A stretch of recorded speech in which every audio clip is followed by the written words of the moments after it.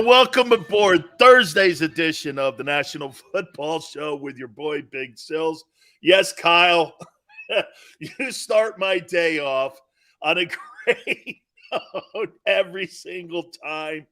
Thank you. You must be related to Xander. Oh man, thank you so much for coming aboard, Kyle. You're my kind of viewer, man. You are totally my kind of sports talk radio fan. That's exactly the kind of guy I like right there, man. Thank you guys again for coming aboard. Please hit the like button. Hey, before we get going here, I'd like to send all my prayers and everybody being safe out there for Hurricane Ian. I mean, the devastation down in South Florida is absolutely incredible, especially on the West Coast side near Fort Myers. 2.7 million people are without electricity. And the devastation that happens in the state of Florida because of those hurricanes, sinkholes pop up and, people lose homes and all kinds of businesses get destroyed because you can no longer go back into those buildings. The flooding, see, Florida's not built for flooding. I was listening to Sports Take and I heard D Gunn say, how can they not be prepared? You got to remember something about the state of Florida. The infrastructure in the state of Florida, there's not a lot of highways there.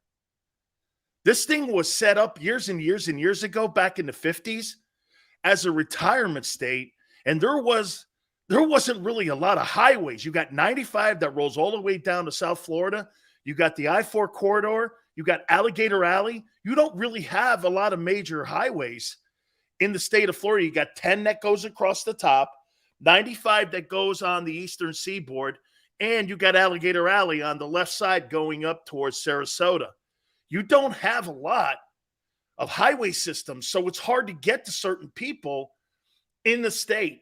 They've done as much as they possibly can when it comes to infrastructure there, but the highway system in the state of Florida, when hurricanes come like this, it's hard to get to folks. Duval County, you're talking Pasco County, you're talking Hillsborough, down in Sarasota. Those places are tough to get to. So we send a lot of love to you guys out there. And really, getting through the hurricane is one of the aspects of it. Dealing with the flooding after is incredible. From what I'm understanding, too, the Buccaneers are down in South Florida, in Miami, practicing. I think the Jags are just in Fort Lauderdale as well. I think they're practicing down there. Then they're going to head up to Philadelphia. And I think there's going to be awful weather on Sunday. I think it's going to hit the Philly area. If I'm not mistaken, the storm on Saturday night. So by the time the game comes on Sunday, that's going to be a lot of weather, a lot of rain on Sunday for that Jacksonville Jaguar-Eagle game. So that's going to be something to contend with. Who does that probably favor? Both teams have a good running attack. Okay? Obviously, the Eagles are better when it comes to who has the better one. If you're looking at going who's better running the ball, it's, in my opinion, it is the Eagles. So this is going to be a very interesting ball game. Plus, Doug comes home, too. This whole weekend, I cannot wait to see how this plays out. Don't go to sleep on Jacksonville. One thing also, this will be the best team that they play. It will be the best team that they play. Bottom of the hour, JP Shadrick is going to join us, and we're going to talk to him. He's part of the broadcast team for the Jags, and we'll talk to him and get his thoughts on what he sees with the development of Doug Pederson's Jacksonville Jaguar team as they come to Lincoln Financial on Sunday. We look forward to talking with him and getting his thoughts on the football team. So please hit the like button. Thank you guys so much. It's going to be interesting. Tampa water is gone. I mean, hey, I posted a picture of my former condo where I lived. All that water, that's Tampa Bay. That's where Brady threw.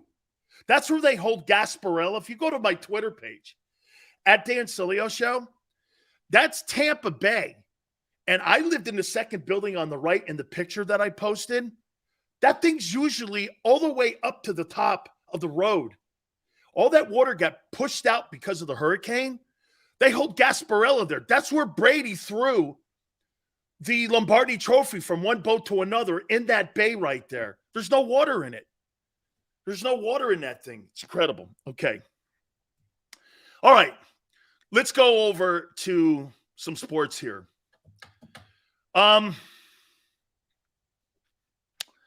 Congratulations, Jalen, on being named the NFC Offensive Player of the Month.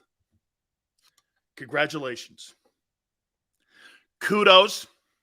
Okay. Kudos to you. You've gotten out to a nice start. Absolutely. Jalen's done all the things that it takes to prove naysayers wrong like me. First 3 games, he's done everything. And by the way, I say that with context. The 3 games, don't take it as a negative when I say that. That's all the games that have been played so far. Tonight we got Cincinnati and Miami. But take it for what it is. He's done everything possible in these first 3 games of the season where he has played and done every single thing that he needs to do to win. Okay? And he has. And he's done it in 3 different styles. Detroit was a completely different game. Minnesota was a different game. This past Sunday was a different game against Washington. He deserves all the accolades that are headed his way. And good for him. Okay? Once again, I always want to put this under there. I'm just not sold on that style. As much as I love Lamar, as much as we all love Vick, is Jalen going to change that? We'll see. That's like telling me that a great quarterback one day is going to come out of Ohio State. Well, I haven't seen it yet. You guys are telling me C.J. Stroud's the next guy? People told me Dwayne Haskins was. People told me Troy Smith was going to be. People told me all these guys like Justin Fields were going to be. All the guys that have come out. Terrell Pryor. All of them that have come out of Ohio State have been dog shit. But C.J. Stroud's going to change, my opinion, right? Sitting here on September 29th. Completely doubt it. Hurts is dual threat. That's what they were saying about Vick. How about this? You think Jalen Hurts is a better quarterback than Michael Vick? Dev, what's up, man? Appreciate you stepping in. Do you? You think that Jalen's better than Vick? Hurts is dual threat. Carson Wentz says no. Paul, different. Malik says, so you think that Jalen's better than Michael Vick? Big Sills, how are you? Appreciate it, man. Right now, no, says Jalen. Vick had a stronger arm. Yeah, but wait a minute. Vick didn't win anything. Vick's ceiling wasn't high when it came to winning NFL championship games. There was never I think the most he ever did was, correct me if I'm wrong, guys, I think he got to an NFC championship game. That's pretty good. Okay, that's pretty good. Warren Moon never made it to a championship game. And Warren Moon is considered one of the greatest arms of all time. Dan Fouts never made it to a Super Bowl. Hell, Phillip Rivers never made it to a Super Bowl. There's a lot of great quarterbacks that haven't made it. So I'm not indicting. I'm asking. Hurts didn't win anything. Not yet. It's early in his career. Let's be a little fair there. Yes, better than Vick. Hurts studies the game. That's true. I think he's more of a student of the game than what Michael Vick ever was, especially early on. Vick told everyone he didn't really understand the quarterback position until Andy Reid got a hold of him. Is that fair? McNabb wasn't a pocket passer at Syracuse.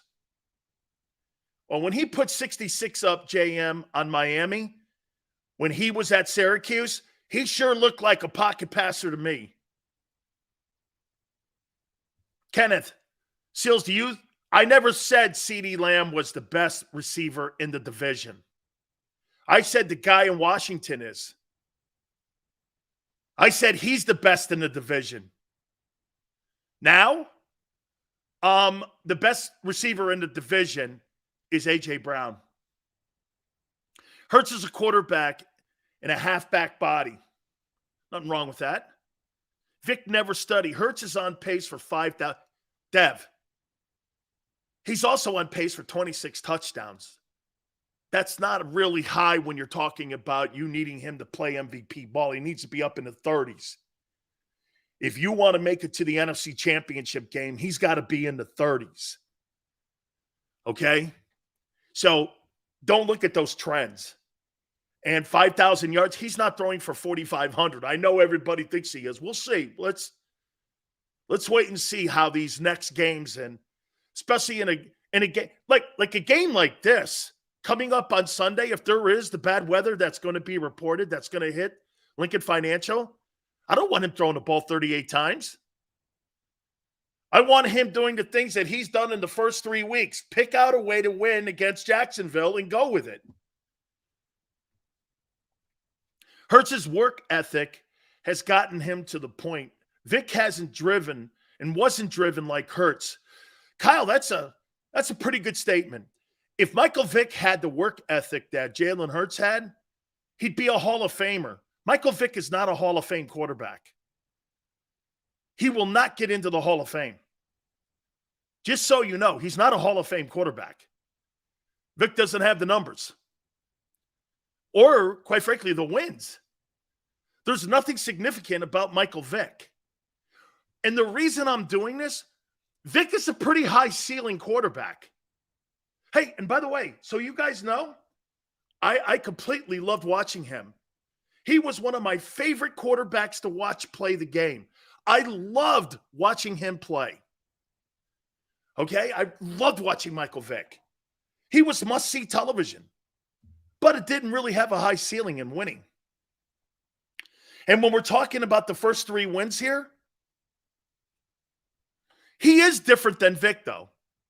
Michael Vick ran a lot more and was a great open space. Sills, you see Michael Irvin interview on Jalen Hurts on Rich Eisen. I don't really watch Rich Eisen. He doesn't really do that hot a show. He's got really good guests, but his takes suck. Okay, the best thing about the Rich Eisen show are his guests. Not a very good interviewer.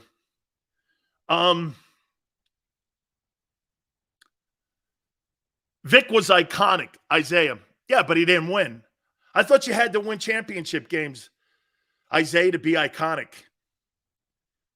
He was exciting to watch. He surely was. So again, Michael Irvin, hey, Paul, I'm sure he was. He came on our show and he said that the Eagles are in the thrust of building a potential dynasty here. Okay? So, and look, I love Matt. Matt's one of my favorite people too. Rich's takes are better than yours, but you're here. Okay. Let's do this. This is going to be a pretty interesting weekend when it comes to Doug Pederson. And Doug comes home. Okay? And Doug comes home. Look at the job that Doug Pederson is doing with Trevor Lawrence. Trevor Lawrence doesn't look like the same quarterback, does he? Doug is just working his magic with this player. He is just, Trevor Lawrence is really getting better and better and better and better and better every week that I watch him. Would he have had that same impact on Jalen? May I make a statement about Doug Pederson? I got to think that one of the reasons that Doug Pederson didn't stay in in Philadelphia and chose to go to Jacksonville, he didn't want to coach Jalen Hurts. He didn't want to coach that style. That was the quarterback that Howie had in the house then. Because you guys remember the conversation. They were trying to do everything in their power to move Wentz.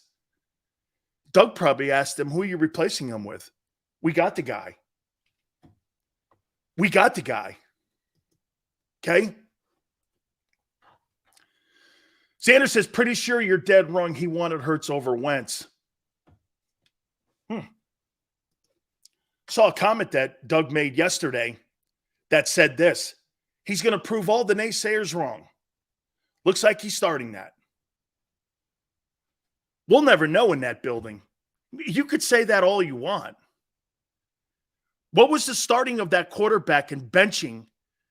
Doug Pederson's last ball game was a train wreck in Philly. Okay? It was a train wreck. Nate Sudfeld? Boy, that sounds like you really loved him. Well, we just wanted to see what we had. Oh, really? Why? Why wouldn't you start getting as many reps as you possibly can for your favorite quarterback, Jalen Hurts? Something happened at the end there where you decided to sit Jalen Hurts and put a stiff in at quarterback. Why was that? Were you sabotaging the team, the general manager, or the coach? Or what was the whole dynamic there with that? Look at Doug Pederson's last game, not the Super Bowl game, because that tells you more about the relationship with the front office. Okay? I'm gonna take Xander's word saying he wanted to coach. Something went on. Doug's last game really showed a lot in the discord between the front office and the head coach. You sat Jalen Hurts? Why? Why'd you sit Jalen Hurts? No. Xander, I'm going to take, hey, so if you love somebody so much and you're both on the same page for Hurts and you want him to be the future and you're getting ready to push Carson Wentz out, what was Nate Sudfeld doing in a game? Then they moved him in the offseason. You telling me that's not fishy? Hey, the things you tell the public and the things you are doing behind the scenes, front office-wise, are sometimes polar opposites. Why did Nate Sudfeld start the last game? Or no, he didn't start, right? Or did he? Who started Doug Pederson's final game in Philadelphia? Did he come in the second half? I forget how that dynamic worked. I remember I went, got some food, came back, and there was a stiff playing quarterback. Okay? He was told to tank.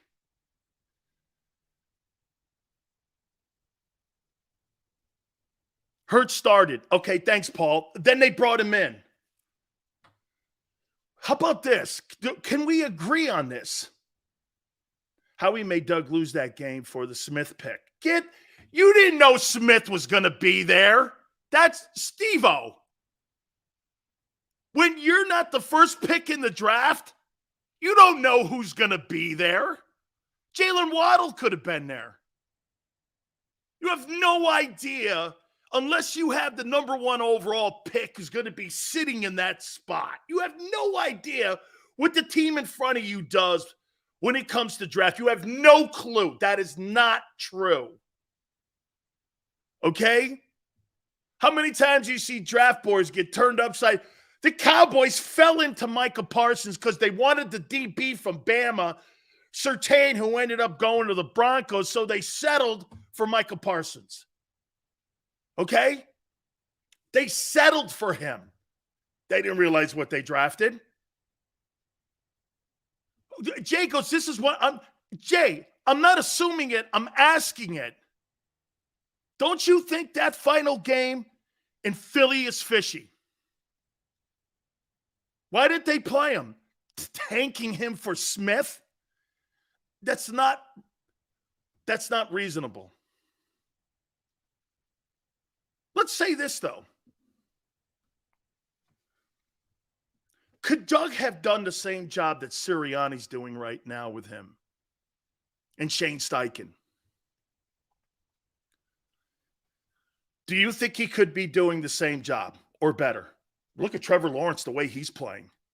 Look how good Trevor Lawrence looks. Trevor Lawrence looks sensational. Okay, he looks sensational. I didn't think he really looked all that hot against Washington. Okay, but against the Colts and this last week against the Chargers, I thought he looked great. S. Blunt says yes. Park says hell no. It was absolutely someone wanted someone else to look bad. Hey, I'm gonna land on the side of what a word that Xander used. How about this? Doug probably wanted Jalen, but it's fishy. Is that fair? It's fishy on how the whole thing unraveled. If you love your quarterback so much, why didn't you just play Jalen in the final game and have that part of the process and continue his growth on getting as many game reps as possible? Maybe you didn't want to get him hurt. Hey, Drew Brees got hurt in the final game before when he was with the Chargers. Almost destroyed his career. That could be part. I'm just asking, Doug's exit was fishy. Jalen Hurts' last game with Doug was fishy. You feel me? That's all I'm saying. And how I wanted to transition into this, what would have happened? Jalen Hurts is just named the NFC Offensive Player of the Month. Quite an accomplishment for a guy that's doing auditions every week. Could Doug have Jalen where he is right now? Do you think he would have evolved him into being what you're seeing right now? Or would there have been too much meddling? Because you got to figure this, how he's involved in his development. You know why?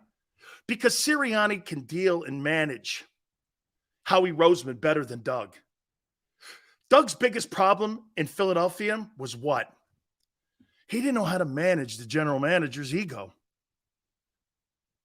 There is no question that Frank Reich told Nick, you want to get along in that organization and you want to go places in that organization and you want them to be totally behind you, you have got to let the general manager be part of all major decisions that go on with player development, game planning, everything. I'm not saying that Howie puts a game plan down and goes, hey, let's run this. But Howie wants to be in the room. Is that at least give me that? Okay, he wants to be involved. So I'm going to make this statement to you. I don't think Doug could have done a better job than what Nick and Shane Steichen are doing. I don't. I think Doug could have if he was left alone. Doug's being left alone. You think Trent Baalke's involved in the development of Trevor Lawrence right now? You don't really think that, do you? That's Doug Pederson and his coaching staff. It's Gibb and all them dudes. Mike McCoy and them guys. That was part of the plan, I would imagine, on how he got that job. We're going to talk to JP Shadrick at the bottom of the hour, and I'm going to ask him how he ended up with Shade Khan coming to an agreement to take that job. Look, I'm going to say it again. I don't think Doug could have developed Jalen the way he wanted to. I think this is a collaboration. Would you guys give me this? This is a collaboration between Shane Steichen, Nick Sirianni, and Howie in the room. Will you give me that? And so, with that dynamic being said, that room is developing Jalen to be who he is. Because let me go here with you. The least amount of resistance is the best formula for success. Doug would have had some resistance on the way he wanted to develop Jalen Hurts. Why? He played the quarterback position. He's a professional NFL player. Hell, Doug Pederson was an Eagle quarterback. Doug would have looked at it one way and said, no, he has to come this way, and he has to go up the mountain this particular way with this particular axe. And then you would have had Howie saying, no, but we want this. Okay, is that fair? So at the end of the day, guess what? Jalen Hurts got the better coach. Even though Doug is a more seasoned coach and a guy that I'd love to play for. I'm not saying I wouldn't like to play for Nick Sirianni. I'm just saying that Nick has handled himself as a head coach in Philadelphia, and most importantly at the NovaCare Center. He's made the right moves. He's involved Howie, right? Defensively and offensively. He's completely brought him into the process. And you know what he did it with? He did it with rose petals. If I could give you guys one comment that Jimmy Johnson said to me years ago, I said, Coach, what was your biggest mistake in Dallas? You know what he said? Not letting Jerry play with his toy enough. And I go, what'd you mean? He goes, him on the sidelines. I shouldn't have threw him off. Him wanting to be in draft rooms.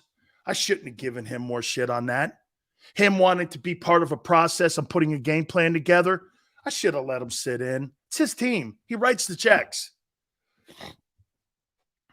So, Jimmy even said it. If I had to do that all over again, I would have let Jerry be not involved, but part of the process. Is that fair? So at the end of the day, as great as this story is with Nick coming into town, the best coach for Jalen Hurts is on the Eagles sideline. Sirianni's a better coach for Jalen Hurts than what Doug Pederson would have been. Do you agree? Hey, Nick, guess what? NovaCare's a bum facility. You'd be shocked how many facilities around the NFL don't come close to those college facilities. When I played college football and I went to the pros, I was stunned. The old Eagle facility under the vet was awful. It was a shithole, man. The deal. You buy it, huh? I started thinking, who would be the better coach for Jalen Hurts today? Doug has done. Hey, right now, get this. Guess who the sports bettors have as the top candidates for Coach of the Year? Nick Sirianni and Doug Pederson. They have those two guys as potential winners of the Coach of the Year award in the job that they have done. Look at what they've done with Trevor. Guy looks completely different than yet last year. Look what the coach, and by the way, I don't want to do this. I don't want to take anything away from what Jalen Hurts has done with his hard work. I'm not saying it's the coaching, the game plan. That's something to do with it. It surely is. I get it. And Jalen's hard work has been 10 times more effective in the hard work that he's put in to getting him that award where he's now the NFC Offensive Player of the Week, the month. All that hard work, he did it. He did it himself. Okay? And by the way, I'm the one that reported to you that he was working with Tom House. How many people in Philadelphia said I was full of shit? Now it's coming out he was. He wasn't working out with Tom Brady. He was working out with Tom House, Brady's quarterback coach. I told you that he was in Southern California. Remember that, Xander? I told you he was working out with him in the winter. That he was working out with Tom House. How long will it be before Nick tires of Howie? Debbie, great comment. Look at Debbie's comment. How long before Nick Sirianni tires of Howie? Deb, here's the key. Brady and Belichick never tired of one another. They never hung out. They never went to parties. They never were in places. I never saw Tom Brady and Bill Belichick in the same room unless it was a visit at the White House or it was the parade. I never saw those guys together. Those guys had spent so much time together, and Brady was so willing to work with the best defensive-minded coach of all time. That's why that thing worked, because Brady knew how to manage Belichick. Brady's the only guy in NFL history that has managed Bill Belichick outside of Bill Parcells. I think those are the only two people he respects. Maybe Lawrence Taylor, maybe. But he even got tired of Lawrence Taylor. He would go to Parcells. How many times Parcells set his ass right? Lawrence Taylor showed up late once to a team meeting, and he addressed it with Parcells. And Parcells goes like this to Belichick. Did you start the meeting? He goes, yeah, I started it. He goes, why? Hold up the meeting for Lawrence Taylor? He goes, yeah. Then you deal with him privately. Don't do that. Don't sacrifice the rest of your team because one guy makes a mistake. That's poor coaching. That's how Belichick became a guy who dealt with players better. Why'd you start the meeting? Well, he was late. So? You kick a guy out whose name is Tom Taylor, not Lawrence Taylor. That's how you coach. Nick's doing a good job doing this. He's handling Howie Roseman. He really is. He's allowing Howie. And again, to circle back, the right coach is with Jalen Hurts. They're growing together.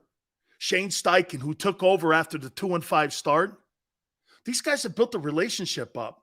Steichen's putting a customized system together for Jalen and putting some guardrails on it, and it's showing.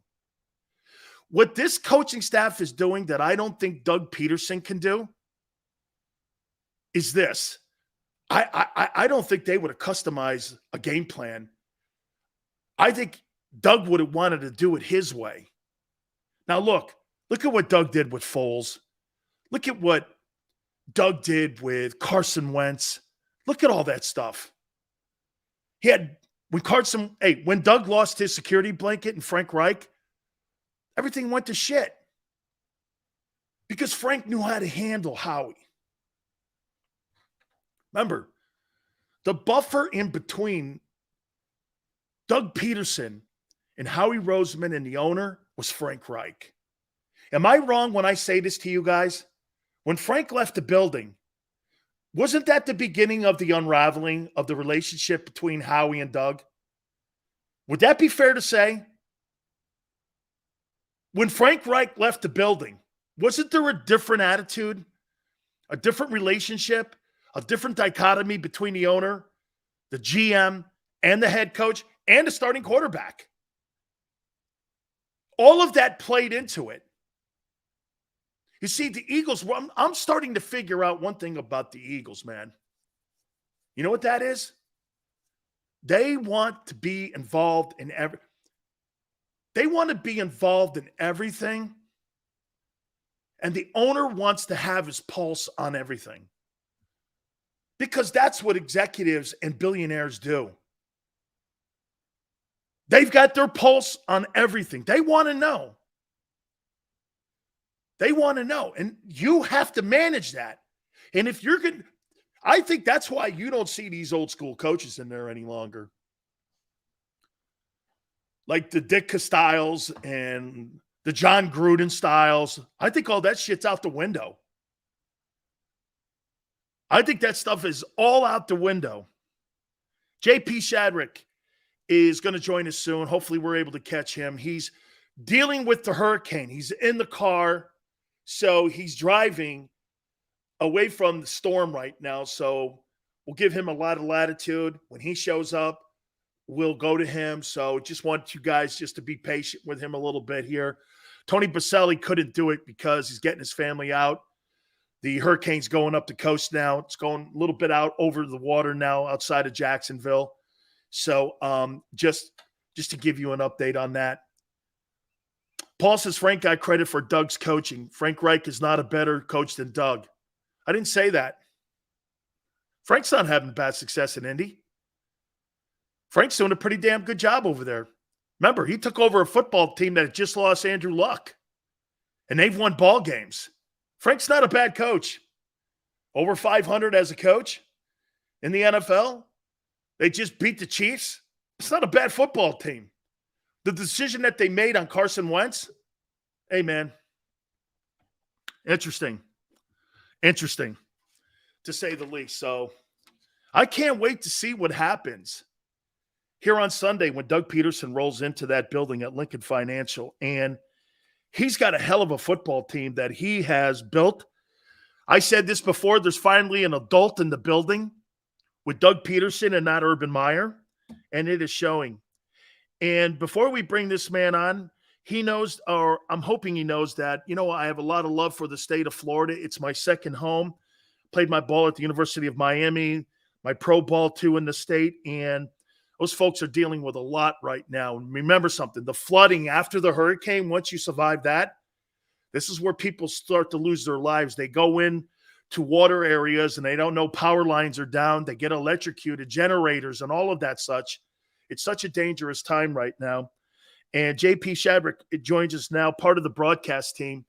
How you holding up, man?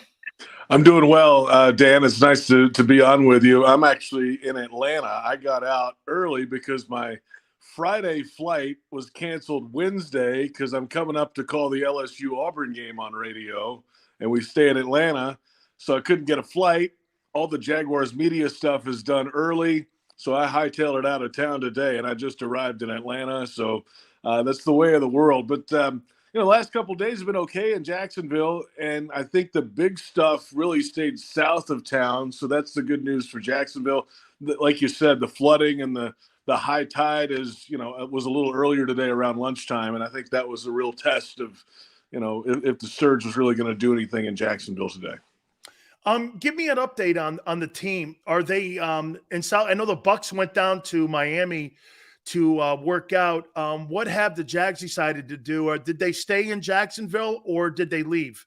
Yeah, they stayed. And in fact, Wednesday it was starting to rain. The first bands were coming through, and Doug Pederson said, "We're practicing outside, boys. Get ready." Wet ball drill and all. It was raining, and it might rain in Philadelphia, so I think that was part of the reason why. They adjusted a little bit today, moved a lot of their meetings earlier, and I think they're doing, once it clears out, maybe a little later today, inside the facility. They'll do some indoors work today. And I think they're back on the field tomorrow, and they're traveling like normal on Saturday. So Pederson wanted to keep it as normal as he could because he knew if he starts changing it up and moves the team away the families are still back here, and the players would start thinking about that. So he did the best he could to just keep it as normal as possible. Unfortunately, the forecast let him do that. If it was going to be bad enough, they would have made that decision and made some different plans. JP, we had on Jeff Logman yesterday, I believe, and we were talking to him about the impact that Doug Pederson has had on that team. And I would think even more so the organization. Give me your sense of what you think his biggest impact has been so far since he's been the head coach of Jacksonville. Well, I think in your intro, you might have said it. There is an adult in the room, right? But an adult who's been in the NFL since 1991. That's when he came in as a rookie. So he knows how to play in the league. He knows how to approach a player who's playing in the league. He knows how to coach in the league as an assistant, and he's been a head coach at the highest level and won a Lombardi Trophy. And so he's worked at every level of the NFL and understands how the communication should feel between every level in the football side and then on the business side also. He understands how to relate to those who aren't involved in football every day. And for a town like Jacksonville and a marketplace like this, that's a very important piece of this thing. Yes, you need to go win football games. That's number one priority. But how do you relate to folks selling tickets and people buying tickets? And that's a big deal here. So he gets all that. And it's just really calm. He seems calm on the outside. I don't know if he's that calm when it's up here, but I think internally the gears are always moving with him.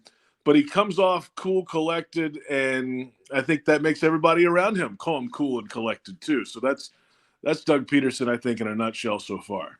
JP, I told you my broadcasting career was mostly in the state of Florida, and I tell people this all the time. In your neck of the woods, Jacksonville, if you put Gator tickets, Georgia tickets, FSU tickets on the table and the Jag tickets, you're picking those college tickets. It's a college town, and Jacksonville has struggled for years to put their footprint. I'm wondering for Doug Pederson, he comes from a program like Philly, and hey, they may like their Sixers, they may like their Flyers there. There is nothing more important than their Eagle conversation. That's a pro football city, and they're passionate about that. How has that been an impact for him to try to bring in Jacksonville fans? Because to me, that's the one thing, JP, that the Jags have struggled with is getting a footprint in that city. They had it a little bit for Brunell and Tom Coughlin, but they weren't able to sustain that. How is he handling that? Well, let's rewind a little bit. Like you said, with Coughlin Brunell, that was a brand new team. There was so much excitement about the expansion franchise, and it was kind of built in over-the-top fandom. They had the big stadium to go with it and packed it out all the time. It was the new hot thing in town. Oh, and yeah, they won football games right away, too. They were really good. They got good 96 late. They kept winning, 97, 98, 99. They go to the AFC game again and lose. I mean, they were good right out of the gate.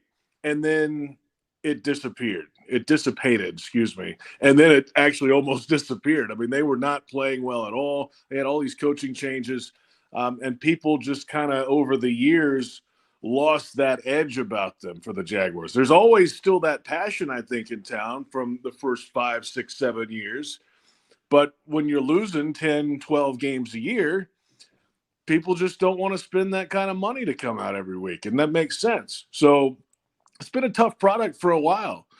But we saw that success again in 2017.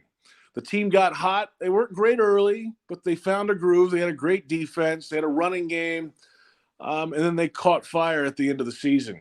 And this city exploded. I mean, people were all about the Jags in 17. And then it showed in ticket sales in 2018. It was our best offseason ever in the history of the franchise in ticket sales going into the next season. So they're hungry for it. It's there, man. I don't know if I agree anymore that it's a college town. Yes, There are college fans in this town.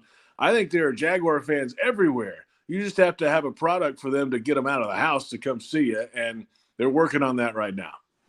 Let's get into the team here. I'll tell you what, I watched Trevor Lawrence in the opening week against Washington. I thought he was okay. I watched him against the Colts, and I thought he was really good. And I watched you guys dismantle that Chargers team this past weekend. And before I get to the defensive side of the ball, that's my favorite side of the ball. Trevor Lawrence and the influence that Doug has on him, you're seeing him walk up the ladder, JP. You're seeing him every week getting better and showing some of that promise that he had when he came out of Clemson. Are you seeing it too? Well, there's some minor things with that, right? He hasn't really had to press to push the ball down the field. Like, he doesn't have to force it at a 30-yard down the field window yet, because that's not what the defenses are giving him. They're protecting all the deep stuff, at least the last 2 weeks. And to Doug Pederson and Press Taylor's credit, Press, the offensive coordinator, they're not forcing it either. Let's drive 15 plays. We're a disciplined team. At least we think we are. I don't know if you can make a full season going 15-play drives in the NFL. It's not really how it works. But if that's what they're giving you right now, let's go execute. Let's let this offensive line play. Let's get 7, 8 yards at a time and just chunk down the field little by little. And I think that's what he's done. And, going back to week 1 against Washington, Trevor missed some stuff in the red zone early, some overthrows. He was behind ETN and dropped the ball. Should have been 2 early touchdowns. That would have been a little different in that game. And the next time he comes out, he's nearly perfect. Missed a couple minor things last week, but for the most part, guys are there and getting open for him. It's just a matter of, I think, just settling in a little more for Trevor. And you've seen that over the last 2 weeks. There was a play in the red zone last week. It was the Zay Jones touchdown. And play kind of broke down. And there's a little traffic around him. He kind of shuffles to the right, but he's not looking down at the traffic. I mean, he is focused to the end zone the whole time. He just has this sense of pocket and awareness, and just zipped one between 3 defenders for a touchdown.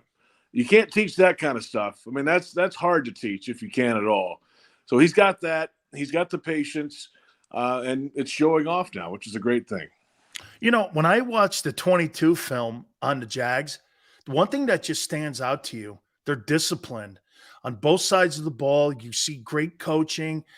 And I got a little insight for you too. I know that when Doug was putting his coaching staff together, he was looking for a quarterback coach, and he talked to Frank Reich about it. And Frank had worked with Mike McCoy when they were in San Diego.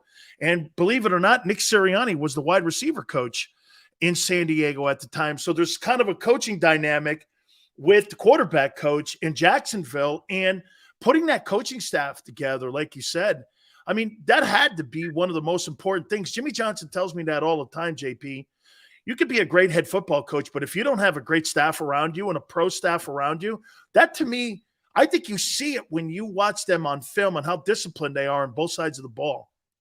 Well, let's start on offense, right? I mean, Doug Pederson's dialing up the plays. So at the end of the day, it's his offense. He's the one calling it. But Press Taylor is the one really back in the blueprint room putting this thing together, if you will.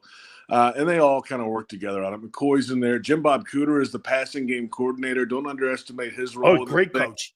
How all those other parts work in this offense. He's a big key in that. So they are building things all week long. Trevor has actually told me this week we're going to have an interview on Jaguars pregame with on this Sunday with Trevor Lawrence for the first time, which is interesting. But just he went through his entire week of prep in the film room, looking at the stuff on Monday. The coaching staff comes to them on Wednesday with a new plan. Thursday they're whacking plays out of the list that Trevor may not be comfortable with, and they're ready to roll. And yeah, it's all NFL offensive minds doing it. It's incredible. So for Trevor, he trusts that, I think, now. It took a little while to trust a lot of things around him. It feels like, at least, that he trusts the people working with him on a day-to-day basis finally. Absolutely. JP, the defense, boy, I'll tell you. That kid Walker and the kid from Utah, Lloyd, I'm telling you, man, they are hitters. They beat that Charger team up this past weekend. Boy, I'll tell you, that's one of the better looking, maybe back to Calais Campbell's days when we're talking about how good the defense is. Mm-hmm. But talk about that too. And the kid Walker, maybe a couple more sacks you'd like to see him get, but he's an impact player. And the kid Lloyd, I think he's the AFC Defensive Player of the Month. What a tremendous sign by him and draft by him. Just give me your thoughts on their defense. Yeah, and I left out Mike Caldwell, the defensive coordinator, on the last question you asked about the coaching staff. It's his first time as a coordinator in the NFL. Guy played linebacker in the league, was an assistant coach. The whole story was with that crew, has been with Pederson before in different realms. So that makes a lot of sense there. And then you put the parts that he can play with in the equation, and it changes everything. The last two free agency runs, they've beefed up the defensive line. They got Roy Robertson-Harris from Chicago a couple of years ago, and was okay last year. He's really playing big this year in the middle.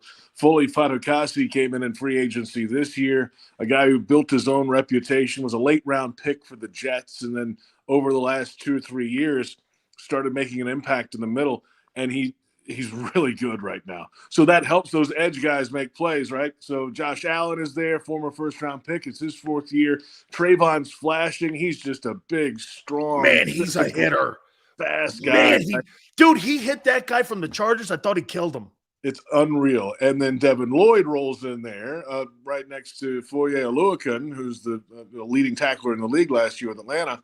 But Lloyd is all over the field too. And that was his MO at Utah. He was around the football. He had interceptions. He's blitzing. He's lining up different places. He's always around the ball. And that's huge. Remember a few years ago, there was a guy named Telvin Smith that played for the Jaguars. It feels like that, except Telvin was like 205 pounds soaking wet, right? Not Devin Lloyd. He can run after you, chase you down, and make you feel it too, and take the interception to the house if he can get that opportunity. So he is the NFL Defensive Rookie of the Month for September, which is a great honor, of course. And I think it's just the beginning. Secondary guys are playing okay. They actually, the Jaguars lead the league in passes defense this season. I think your corners are really good. Your safety position may be a little upgrade in the offseason there, but they're playing good as a unit. I mean, the first 3 games.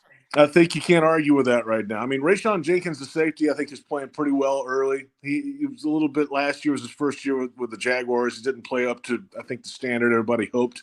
He's doing that so far. And then Cisco couldn't get on the field until the coaching change last year.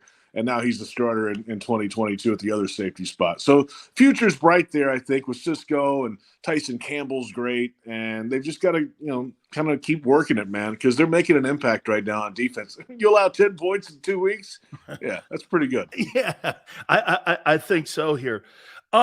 Finally here, just you preparing for the Eagles and looking at what Jalen Hurts has done from his first year and with Doug, and now all of a sudden you see he was just named the NFC Offensive Player of the Month. I mean, just what you're watching, just as a guy that's kind of on the outside, and what you do when you prepare for your game stuff. I mean, just give me your sense of what you're seeing with the Eagle team and with Jalen Hurts.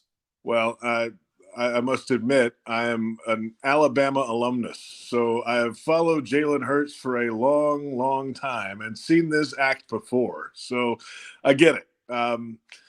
He can run, obviously. He can pull it down and doesn't really – it's not like a run-first quarterback option. He can stand back there and sling it around. I think you're starting to see that a little bit, obviously.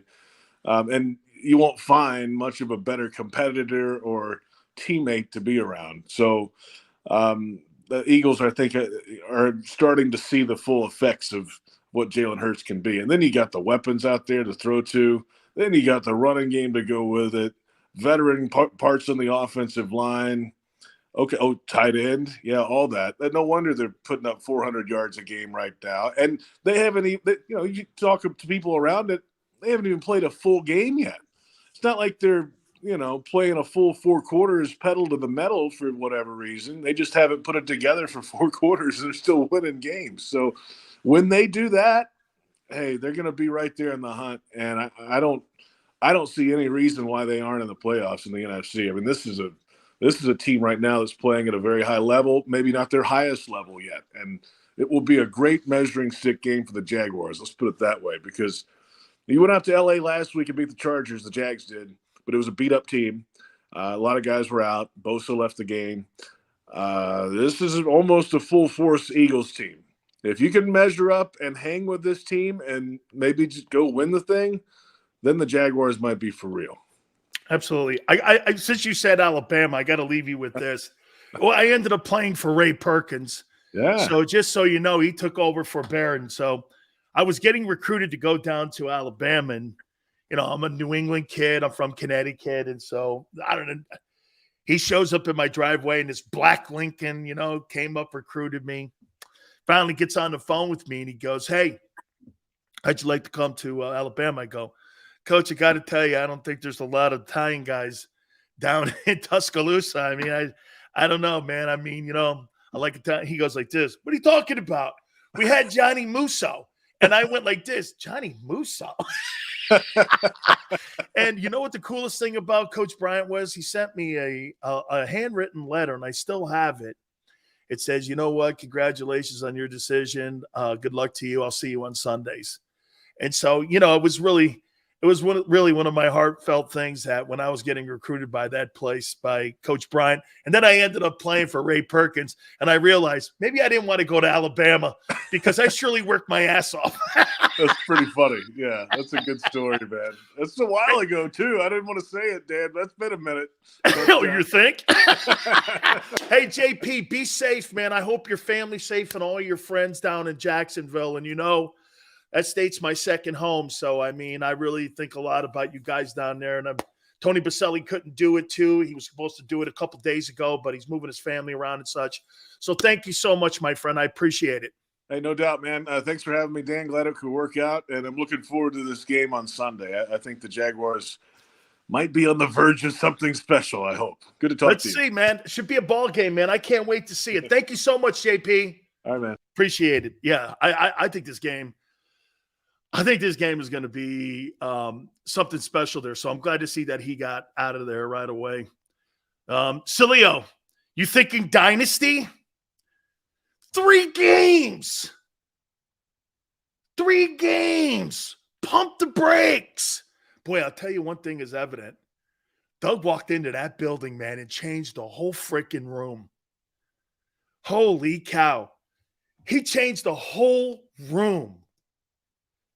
Doug P, man. Holy cow. And you fired him? You fired that guy? Hey, quite frankly, hey, who wins the Super Bowl first, Doug P or Nick?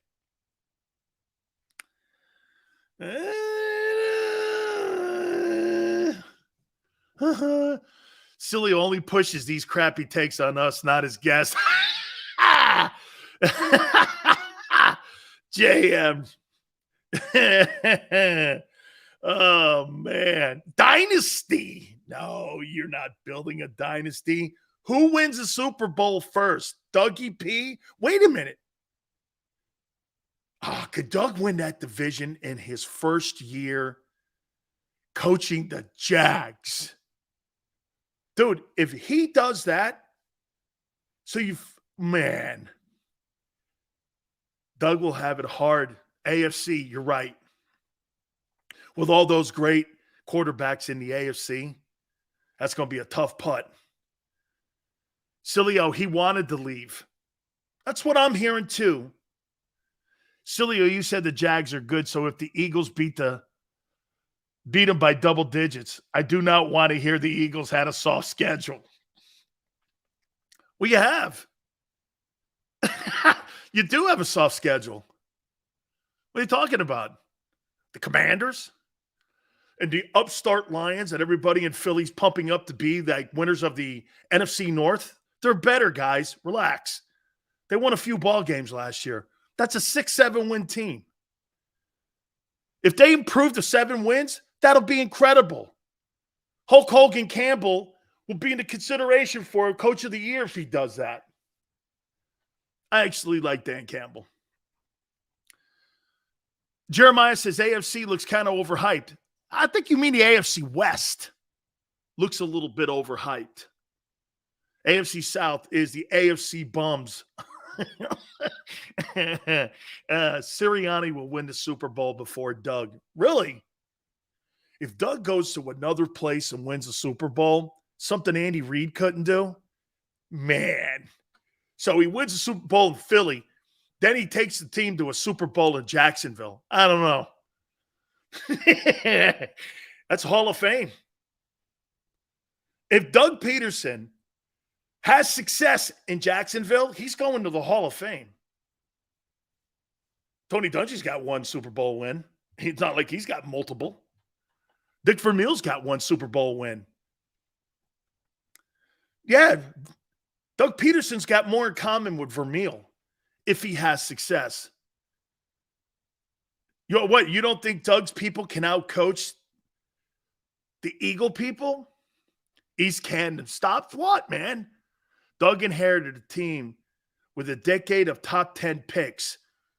Great take, JM. You're a tool bag, but that's a great take. See what JM just said? You're right. They needed good coaching in there, JM. You're right. Nick got a team that is supposedly rebuilding. You're dead on, man. How many years have the Jags been in the top 5 picks? You're right. That's how JM, that's how the Bills were made when Sean McDermott took over. It was a decade of shitty coaching. He goes in there, and there's some pieces in there. All that team needed was direction. Maybe the Jags are in the same position. Because you're right. How many years can you keep having top picks and still winning only 4 games? It's got to be the coaching. That's very true. Doug's put a hell of a coaching staff together, too. A lot of his Eagle guys are down now in Jacksonville. So, and you've got a good coaching staff. Okay? Yeah, we're going to break at the top here. Xander, I'll make one more up in the second hour here, okay? I'll make it up in the second hour here. Hey, guys, don't forget, Morgan & Morgan, where the fee is free. If you're hurt or injured on the job, one of the most important things that you could possibly do is get a law firm to protect you and your family. It is. Last 30 years, Morgan & Morgan has collected money for their clients to the tune of $13.5 billion. That's right. Call them at 800-512-1600. That's 800-512-1600. With over 800 attorneys and offices in Philly, New York, and in Florida, they're there for you. 800-512-1600. And when you call Morgan & Morgan, tell them Big Sills sent you. I'm John Morgan of Morgan & Morgan. When you're hit from behind in a car crash, the insurance company may try to say, you can't possibly be hurt. It was only a few miles an hour. It's simply not true. You see, here's the thing. Getting hit at 10 miles per hour is like falling off of this. 15 miles per hour, like this. And only 25 miles per hour, this. Injured, dial pound law. There's only one Morgan & Morgan.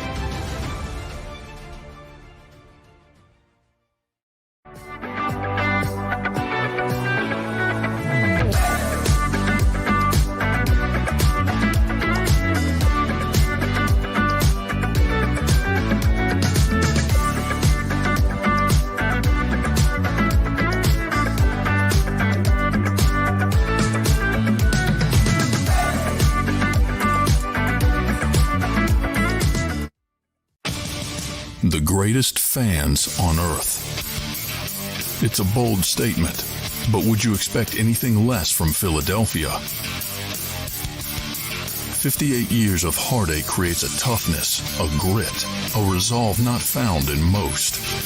Sure, our prayers were answered, but now that we've had a taste, we're looking for more. Pondley Hockey, official partner of the Philadelphia Eagles.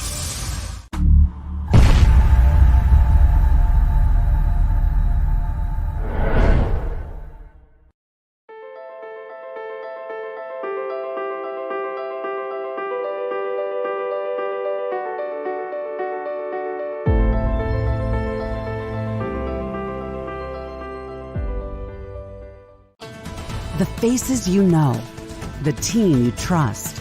The Delaware Valley's leading news program, Action News.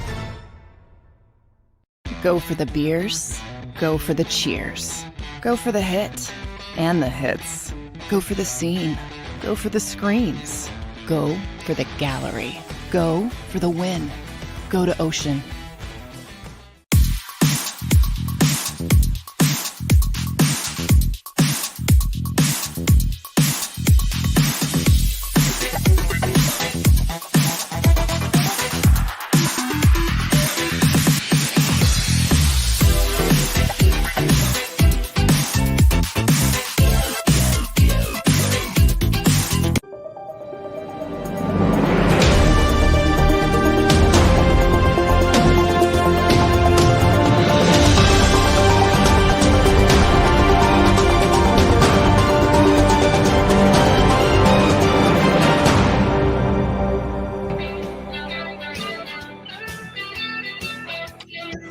Hour 2 National Football Show, Big Sills. Please hit the like button. By the way, 1 month of football. The first month of the National Football League, I'm going to go through every team, and I'm going to give you an assessment what I see after the first 3 games. I got some grades here for them. Tell me if you agree. We'll do that. We'll also talk a little bit more about Doug's return to Philadelphia on Sunday. The 2022 Jacksonville Jaguars, the next opponent. Obviously, for the Eagles, we'll get into that. Boatload of stuff to hit on. We'll get to your takes. I do want to say this. So, some history was made last night by Aaron Judge. He ties Roger Maris's American League home run record for single season at 61. And Roger Maris Jr., I guess he's a physician, says that Bonds and Sosa and McGuire's records don't count. Like he's a doctor or something. What a dumbass comment. Are you under the impression that Bonds was the only guy during that era doing some supplements or doing performance-enhancing drugs?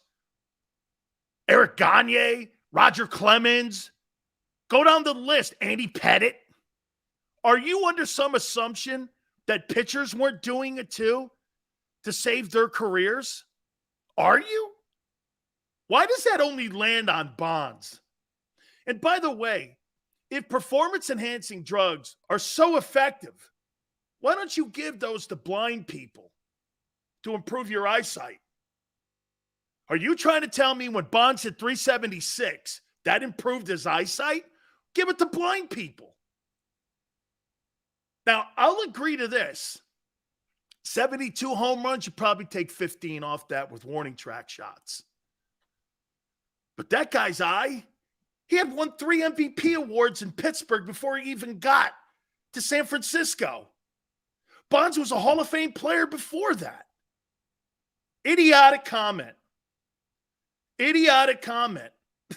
And by the way, you want to talk about suspicious.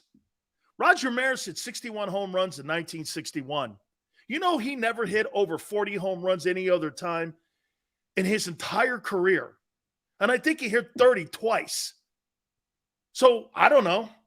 Whatever you want to put on that. I'm not accusing him of anything. I'm just saying really weird. Okay? I mean, come on now. Roger Maris' son is not a doctor. He doesn't know shit in what he's talking about. And the stuff that Bonds took from Balco, Victor Conte, I know Victor Conte. When I was in the Bay Area, Victor Conte was a performance-enhancing expert. He's a doctor. The cream? Really? What steroid is that? It makes Bonds' head grew. Yeah, well, when you get older and fatter and bigger and more mature, every appendage gets bigger. How asinine. How asinine to go only after Bonds. Nobody really went after McGuire. McGuire's back in the game. He was a hitting instructor for the Padres and the Dodgers. Roger Clemens works in the Astros organization, but Bonds is a pariah? Come on, man. Now, Bonds was a jackass. I covered him. I actually like Barry. I got a signed picture from Bonds when I worked at KMBR. I'm a huge Barry Bonds. I never went to a game where I didn't say this, that Bonds is not the greatest player I've ever seen. Barry Bonds is the greatest baseball player. 8 gold gloves. He's the only player in baseball history with 500 stolen bases and 500-plus home runs. The guy was a freak show. Not the greatest arm and left, but Bonds was a special player. I'll tell you this, too. I was fortunate enough to be in the Bay Area at the time when Ricky Henderson was in the other group with the A's. You'll never see 1,400 stolen bases ever stolen or ever matched again. Henderson was a freak show. 300 leadoff home runs, over 2,000 RBIs or runs scored. You talk about the 2 best players, the most dynamic players I ever saw in one city. It was Ricky Henderson and Barry Bonds. You're not doctors. Sports writers all of a sudden became these so-called experts in PED use, and you have no idea what PEDs, okay? Growth hormone is not a steroid. It's a human growth hormone was given for dwarfism and for the elderly when they started getting atrophy. You know all those wellness centers you see in Florida? They give them human growth. It was given for dwarfism and, again, for elderly people. It's not a steroid. And I love how people just, oh, he's taking steroid. He's not a juicer. Now, did it help him? Absolutely. Those warning track shots. But Bonds' eye, best of all time. On base percentage, the walks. Roger Maris' kid doesn't know shit. You should keep your face shut, guy. All right, let's move on here. Help me out here, guys. Okay? Help me out here. If You think I'm wrong here. I'm going to come up with, I got some grades here. First month of the season. Let's start in the NFC East. And let's start with the Eagles. What grade would you give them so far in the first month of the year? What grade would you give your Eagles? I got a grade. What grade would you give the Philadelphia Eagles for their first month of football in the first month of September? A plus, F. Really? B plus. B plus. Okay? A plus plus plus. I gave the Eagles an A plus. I think they won these games in these 3 games 3 different ways. The quarterback is playing A plus. The coaching staff is playing A plus. Guys, that's a really great performance for the first month of the season. I give the Eagles A plus. How about the Dallas Cowboys? What grade would you give the Dallas Cowboys? I think you may be shocked here. They lose Dak, and they're still sitting at 2-1. Okay? What would you give the Cowboys? B? A? B minus? B plus? B? Offensive line A plus? Stacy says. I gave the Cowboys a B plus. Overcoming the injury of Dak, and they're winning, and they're looking not too bad. The Cowboys are going to be formidable in week 6, barring another catastrophic injury. And by the way, this just in, Dak Prescott was on the practice field today. That's going to be an interesting dynamic on what the Cowboys do and Mike McCarthy and Jerry Jones and Stephen Jones do. If this kid wins this weekend against Washington and he runs that record to 3-1, are you really going to take him out and put Dak Prescott back in? Now, I get it. You can't lose your job to an injury. However, I think they're playing better football with Cooper Rush. I'm not saying they're better. Okay? How about the Giants at 2-1? First month of the season, what do you give the New York Giants? What would you give them? I hate to say it, but their defense is fast. Yeah, they are, especially on the perimeter. I thought excited about their tackles. I know, man. I'll talk about Coolio later. That's crazy, huh? C plus, C plus. That's kind of what I did, guys.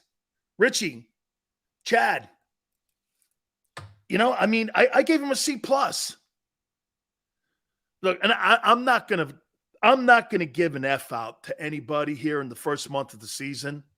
But Washington's so close to it, man. That's a D minus. I don't even need you guys to chime in on that one.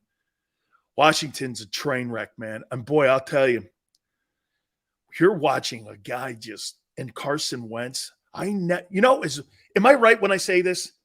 As much as we saw Carson Wentz up here, have you ever seen a quarterback in NFL history nosedive? As much as Jalen is skyrocketing, isn't it the polar opposite when you're talking about Carson Wentz's demise? I don't think I've ever seen a guy like every week get worse. I mean, he's just falling. I mean, get this. He's not tumbling down the hill like he fell off a cliff. I don't think I've ever seen this. I don't think I've ever seen anything like that. NFC North, let's go over there. What grade would you give the Vikings? Okay? What grade would you give the Vikings? 2-1 on the season. They escaped this last week. Okay? I mean, I thought they got away with a win against Detroit. A B? B minus B? I gave them a B. I gave them a B. I gave the Vikings a B. I think they're right there in that conversation. How about the Packers? I gave the Packers a B. Detroit lost that game. Their head coach lost that game. If that's where you're going, you're right. Underperform. Hey, look at Blake. That's a great take right there. That's a great take. An underperforming B-. I like that take. I didn't give him a B-. I gave him a B. But you're right. I think they're underperforming because of the wide receiver position. Okay? I think when you look at them, even when they beat the Bucs, I thought their wide receiver core was starting to come around a little more. So I saw a little bit of that, It's getting better every week. I think they're going to be a pretty good football team, barring any injuries, when they get to Lincoln Financial in week 12. I think they're going to be pretty good. I know, 205. You're right. They're going to get a B, but they feel like a C. I get it. You're right. They feel average. Like they don't feel like one of your better teams in the – I agree with you. I agree with you on that. I do. Bears, I came to a C+ with those guys. They're winning ball games. They're winning ball games because you know why? The kid Justin Fields is a competitor. He's a competitor. He's just not good enough. And he doesn't have good enough pieces around him. But he is a competitor. I'll tell you one thing about Justin Fields that I do like.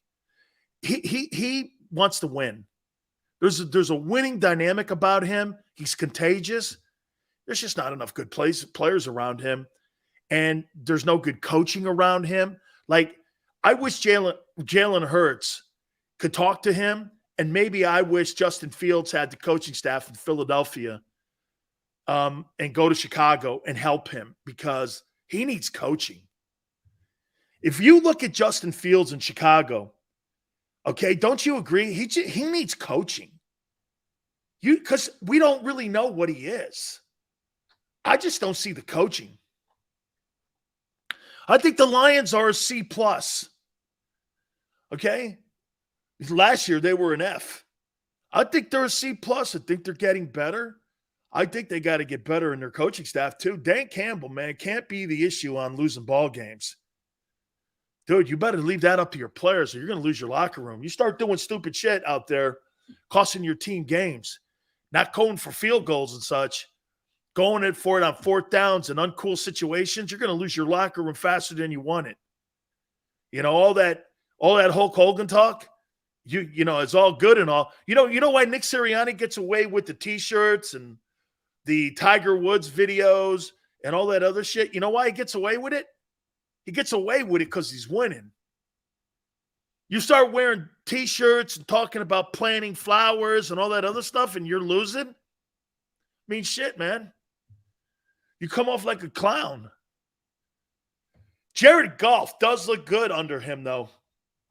Dude, I'll tell you one thing. Jared Goff is turning his career around in Detroit. Who would have thought that Detroit may have a decision to make on getting a quarterback or not? He's playing some pretty good football. He's not terrible right now, is my point. He's just so tragically inconsistent. But he's been consistent in the first month of the season. NFC South. Boy, this is a horrible division. And watch this when I say this about the Bucs. An uninspired B+. When I think of the Bucs, watch this. When I talk about the Eagles, I gave them an A+ and went like this. Dude, they haven't even really played their best ball yet. I haven't seen a complete ball game by the Eagles yet. And the last two ball games have not been competitive. So when I keep saying here going, the Eagles ain't playing, they're still kicking the shit out of them. And they got their foot on their throat. And I know you guys are talking about that second half. It may bite them down the road. We'll see. But right now, man, the last two games were never in question. You never thought any of those teams were coming back to beat them, right? Detroit really actually gave you your toughest challenge of the year so far. But when I look at the Bucs, outside of their defense, I'm doing this. That Buck offense ain't scaring me right now. I know there's a ton of injuries. I got it. I get all the ton of injuries there. But if I'm the Eagles, I wouldn't be as nervous rolling into that game this time like I was in January. The Panthers, D+. It's a shit show under Matt Rule. I don't know how he's working. Shows you don't have to be a very good coach. Look at Dennis Allen, D+. They're playing over in London. He's the same guy that was with the Raiders. I don't see anything different. And Jameis Winston, hey, by the way, hope the Saints lose. That could be a top 5 pick by the time they get back from London for the Eagles. You're in the 7-hole right now with that pick. 7-hole. You're 7th. You could come back from London. That pick might be 5th. What a mistake. Mickey Loomis, who needs a first-round pick quarterback so bad, traded that pick away. Man, Falcons, they're playing better. Okay? C-. Okay? They're playing better. The only reason I gave him a C- too is because I like Marcus Mariota. Right? I don't know, man. NFC West. How many people look at the Rams? What would you guys give the Rams right now, first month of the season? How well do you think they're playing? A, B, C, or D? Okay. I don't believe they're a D. I clearly don't believe they're an F. And I don't really believe they're a C. Okay. So again, though, when I look at the Rams, I'm going to say this, an uninspired B-. You know what I mean? Just, you hung on to beat Atlanta. You hung on to beat the Cardinals. I think the Cardinals are decent. By the way, I want to make a comment about the Cardinals here in a second. And Kyler Murray. Okay, and you know what? I'm even going to tweet it out too. 49ers can't get their shit together with that quarterback spot. I gave him a C+. I think the Niners are kind of like, they're teetering. Either the Niners are going to have a really good year, and they're going to gather themselves, or they're going to go in the tank. You know, wouldn't you guys agree? The 49ers have had self-inflicted wounds for the last 2 years in how they've handled Jimmy Garoppolo and how they've handled Trey Lance.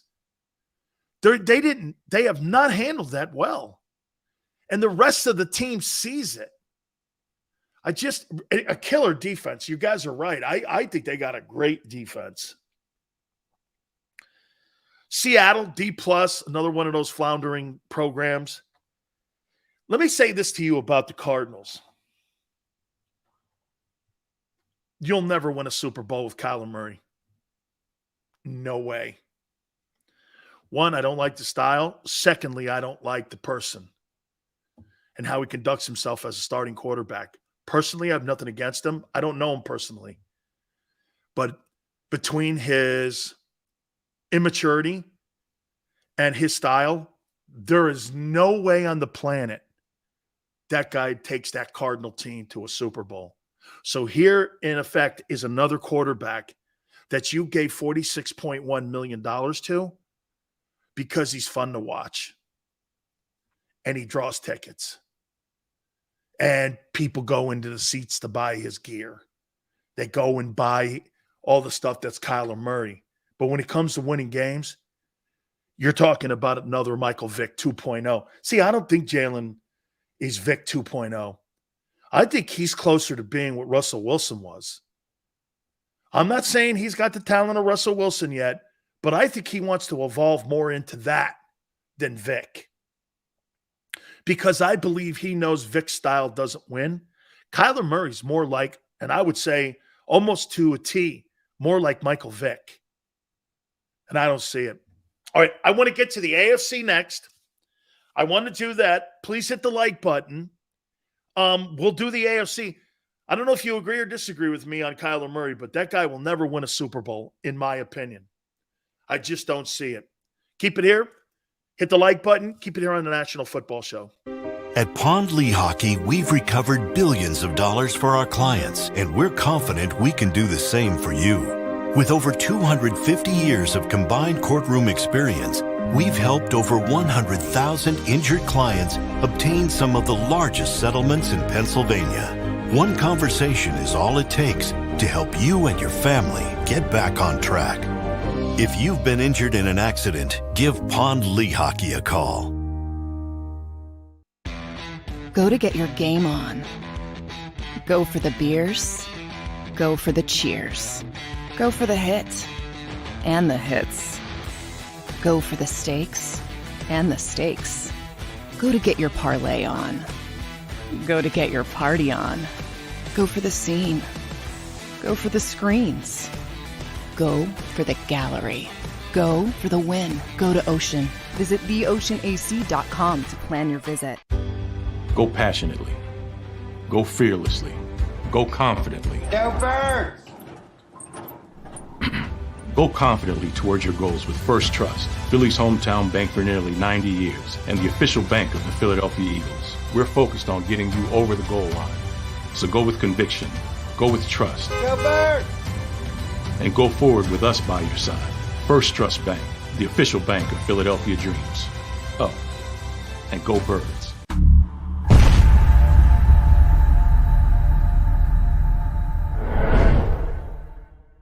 Welcome to Pond Lehocky. We've helped over 100,000 injured and disabled workers obtain benefits, as well as some of the biggest settlements in the state. If you've been injured at work, give Pond Lehocky a call.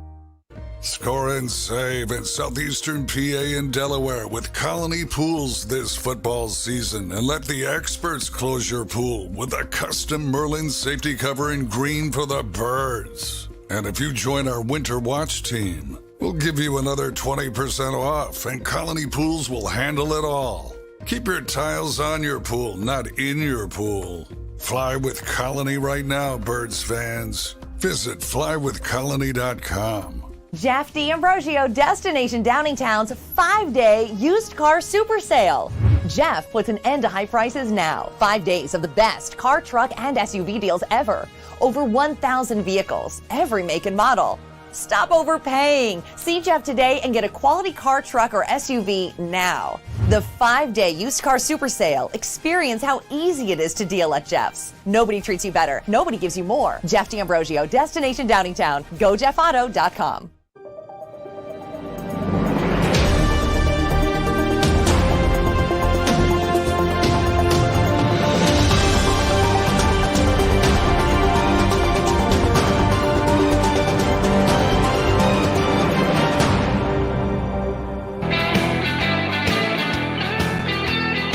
Welcome back. National Football Show. It's your boy, Big Sills. Please hit the like button. Thank you very much.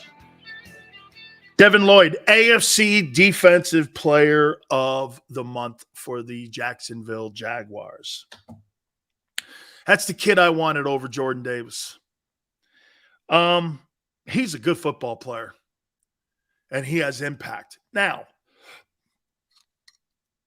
would he play on this Eagle team if they had taken him? Yeah. He wouldn't have started, though, I don't think. Because that's not what Howie does. Because Howie gave all the money to Reddick, and Reddick would start, but Lloyd would come off the bench. Yeah, that's how it would work. And then there'd be a problem in the building. Okay, because you know how he likes to pay. He plays the guys he's paying. The owner's paying him. He's playing them. Lloyd wouldn't have played because of politics in Philly. Again, that's one of the issues you have in Philly, that politics sometimes dictates playing time. We see it every year, and there's numerous examples of it. And you know I'm right with it. I mean, politics in Philadelphia and salaries dictate who plays and who doesn't in Philadelphia. The Eagles needed interior linemen. Well, I don't know. The last 2 weeks, that doesn't seem to be. I don't think you need an interior lineman. I think you need edge rushers. And quite frankly, I still think you need edge rushers. I still think you need to have a premium pass rusher on your football team. Right now, Josh Sweat and Graham, they had great games. Will they be able to put them consistently in the conversation of being one of the better pass rushing teams? Now, 2 years ago, they had a boatload of sacks, so I don't want to go nuts on what happened a year ago, but I still think you need an edge rusher. As far as I'm concerned, you need a dominant edge rusher. Hassan Reddick is not a dominant pass rusher. And he's not what you're seeing now with guys like Devin Lloyd and Michael Parsons and players like that rush the passer in a 2 and a 3-point stance, and you can move him around in a 34, 43, or 50 front. He's not that guy. That's why he doesn't have a true position. And I keep telling you this. Hassan Reddick is a man without a position. That's the struggles of putting him in some type. And get this, if we're going to sit here, and I heard Barrett say this, and we're going to sit here and we're going to come up with ways on trying to figure out how to get him loose, he's not a true pass rusher then. Dude, true pass rushers, Reggie White, line him up over the nose, the guard, the end, on the moon, in the closet. He's getting to the pass rusher, or he's getting to the quarterback. I don't need to come up with gimmick defenses with true pass rushers. You wind those guys up, and they run into quarterbacks. When we have to come up with a gimmick of a defense for Hassan Reddick, he's not worth the investment. Okay? Hey, you could say whatever you want, Auto Services. You're damn right I'm a hater on that selection and free agency. You're damn right. I hate that sign. You're damn right. 1.5 against the shittiest O-line in pro football. Dude, the other 2 games, he was invisible. And even when you watched him in the Washington game covering tight ends, it was abysmal. Okay? Paul says they need to let Hassan freelance. That breaks down the structure of your defense when you're doing that. That means another guy's got to protect him. You're asking another player to protect him. Hassan Reddick is not Junior Seau. I'll do that for Junior Seau. I'm not doing that for Hassan Reddick. Junior Seau was special. This kid's not. He's not special. And you're the same person that said Hassan Reddick was going to have double-digit sack. Reddick gets a lot of pressure as a rusher. He's very unimpressive. I don't know what you guys are looking at. He's unimpressive. That guy does not impress me. Really? He's impressed you? Dude, Josh Sweat's impressed me. Brandon Graham impressed me. Fletcher, who I said shouldn't be on the team, is impressing me. Hargrave is impressing me. At times, Jordan's impressing me. Kaiser White is impressing me. TJ Edwards has been sensational. Slay impresses me. Bradbury's picked his game up. Epps is what me and Barrett both said. Give the kids a chance, man. This kid can play, and he's playing. Reddick? I don't see it. Okay? GT, you think he did good in the Commanders game? Okay. Where was he in the Vikings and Lions game? 0. Ran around with his head chopped off out there at times. Dude, of all the investments that Howie made in the offseason, I don't know. CJ's playing decent ball. He's only been here about 20 days. He's playing good ball. Yale says all good, though. Long season. Okay, we'll see. Reddick is all right. Seals, you know, you have a lot of games. That's right. Same thing with Jalen Hurts. You could tell Sileo isn't watching the film. Yeah. No, you're right. Trust me, Hoss. Hey, Dominique, I get more inside game film than you'll ever get. I get my stuff from NFL Films. Okay?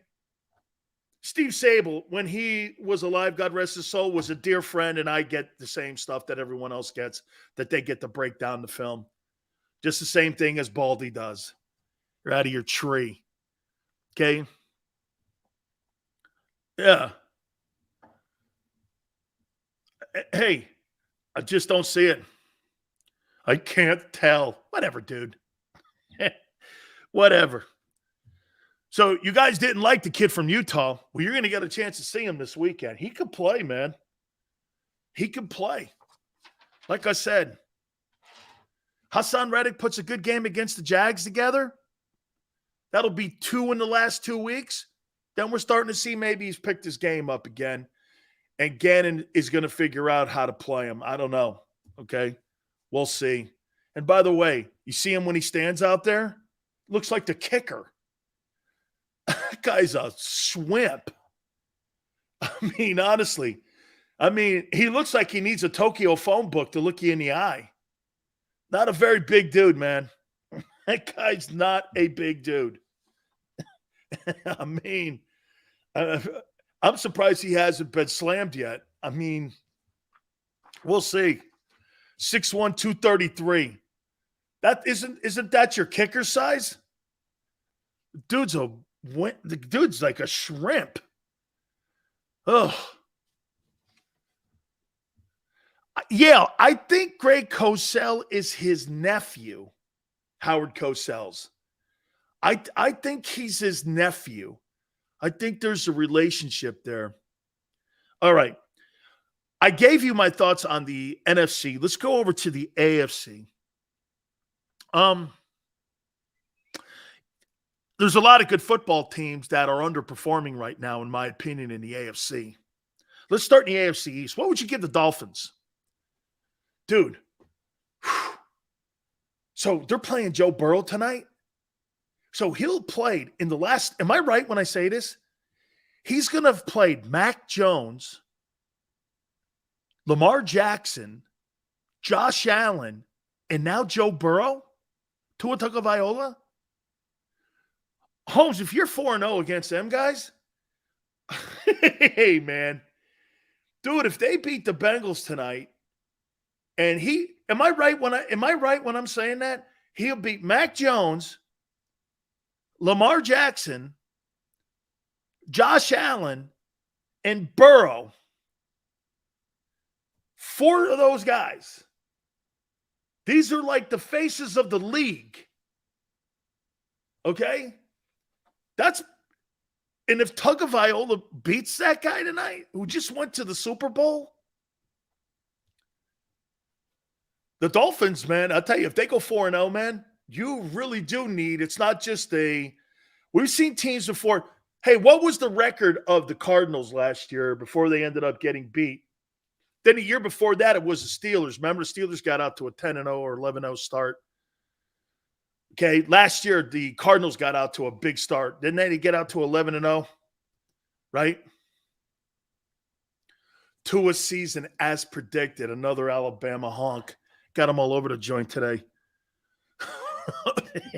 All these Bama honks. Xander's like, Tua season. Oh, okay, yeah. 8-0 the Cards did. They got out to start last year. I got to give the Dolphins an A+, man. They're killing it. I mean, by the way, their wide receiving core, it does look like a new modern-day version of Duper and Clayton. That's some pretty good stuff, man. That's some pretty good stuff. Oh, good, man. John Morgan just texted me. John's watching the show now. Thank you, John. Appreciate it, brother. Look at this. There's John Morgan right there.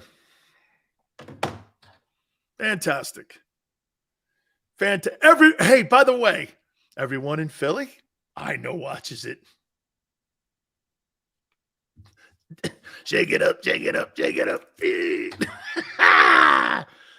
How about the Buffalo Bills? Where would you go with them and how they have played in the first month of the season? Bills have played pretty good. Injuries have been a factor for them, but hey, war of attrition is part of the game. Okay? Part of the game. I gave him a B+2, Nick. Okay? Gave them a B plus 2.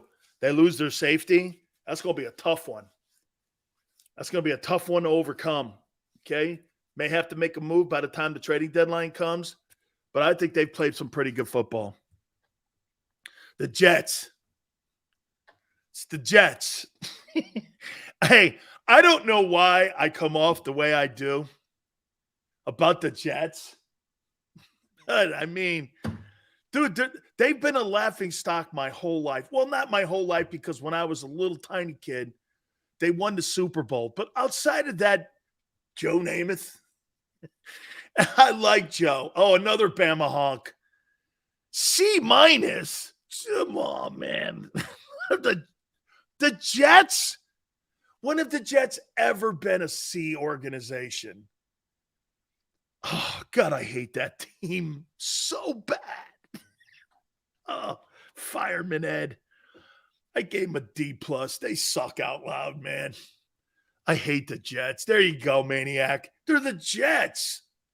Fireman Ed. And a drum. Don't you think it's really awful that you play a giant stadium and you're the Jets? I mean, right? Oh, it's MetLife now. That's right. I forgot. How about the Patriots? They were good with Parcells. Sills, did they cut you or something? No, it's the Jets. I grew up in the New York area, and I've always been a Giant. Namath is a weirdo. I want to kiss you. I want to kiss you. I went to school with her, too.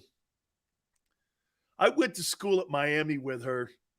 She's a Miami Hurricane, Susie Colbert, and I went to school with her, and I called her, man. It's like, this guy was grabbing my ass and everything, man. He was everywhere. He was so drunk. I want to kiss you. Hey, and you want to know, I went to his football camp in Quinnipiac, Connecticut, and I was an MVP in his camp. That dude came right up to me and goes, hey, I'm going to see you in the NFL. And I was coached by a guy named John Hanna. John Hanna coached me. Phil Villapiano coached me. Sugar Bear Hamilton, a defensive lineman, Winston Hill coached me. And Jack Lambert coached me. At this football camp, I got a trophy back in Connecticut. I was like the defensive, they had all these guys from Alabama come up and places like from Don Bosco over in New York. Dude, I killed every guy there.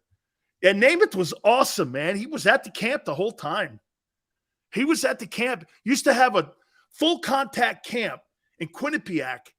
And my high school coach talked to my grandfather. I think my aunt paid for it, really. And I went up there and I spent a week up there with those guys. Dude, Jack Lambert, man. He came up to me and he goes like this. Took his teeth out and went, hey, kid, let me tell you something. I'm looking at this guy. He took his teeth out right in front of me. This guy was still playing with the Steelers. He goes, let me tell you something, kid. Let me tell you something. When you go into the line of scrimmage, you kill that guy. You don't hit him. You kill him. And I'm going like this. Yes, sir. Hey, yeah, like, yes, sir. Jack Lambert, he goes, when you go in there and you slam into that guy, you have to have no feelings for your body or your brains or anything. Yes, sir. That'll be easy. Yeah. Oh, man. That guy I love Jack Lambert, man. Every time I saw him, man, hey, Sileo. Oh, man, it was every time. Hey, one quick one. And I got to take a time out here. And then I'll get to the AFC North. So you guys remember Ted Hendricks? The Stork? Stork is on the 75th anniversary, the 100th anniversary. He's on the all-time college football team, 3-time All-American. Ted Hendricks is one of the truly greatest football players ever to play. And this is a Jimmy Johnson story. And Ted had a bad substance problem. And he played with the Raiders, and Matuzak and him were boys. Well, he heard about me at Miami, and he used to show up in this baby blue Corvette convertible. And he'd show up at practice, and Jimmy would walk over and go, "Hey, your friend's here. Please escort him out of here civilly." These two, Matuzak and him. There he is. And I'm going, oh, shit. I come over. I get out of practice because Jimmy doesn't want it to be a scene. Yeah, hey, guys, how you doing? Hey, you going out with us? I'm like, please keep that down, man. I can't have the coaching staff hear that. They'll think I'm nuts. They already think I'm nuts, man. See this Sileo? He puts his forearm, Ted Hendricks, under my chin. He goes, I could take you out with one fucking hammer. I'm going, yeah, I'm pretty sure you can, Ted. Matuzak goes, who is this guy here? How you doing? I went to Tampa. I got thrown out. I got thrown on my head, and now I'm with the Raiders. And I'm going like, this is a shit show, man. I had to escort these two drunk dudes, legendary football players, John Matuzak and Ted Hendricks, out of practice. I must have done that 5 times. Sileo, Hendricks is drunk again. I was like this guy's chaperone. Every time he showed up, we couldn't tell Ted Hendricks not to show up. I mean, he's one of the greatest football players of all time. I could take you out with one of these. I'm like, oh, man. I'm 21 years old, man. I'm 20 years old. One. I'm going, this guy's 35 years old. He's coked up. He's hammered. I'm like, oh, let me finish the AFC. We'll do that. Hey, by the way, my friends at Morgan & Morgan. Hey, John. There you go, brother. Right there. Look at John. Friends of mine now, 30 years. Can it get any better than that? Right there. Look at that. John Morgan, man. Can it get any better than that? For the last 30 years, Morgan & Morgan has protected their clients to the tune of $13.5 billion when it comes to compensation for their clients if you've been hurt or injured on the job.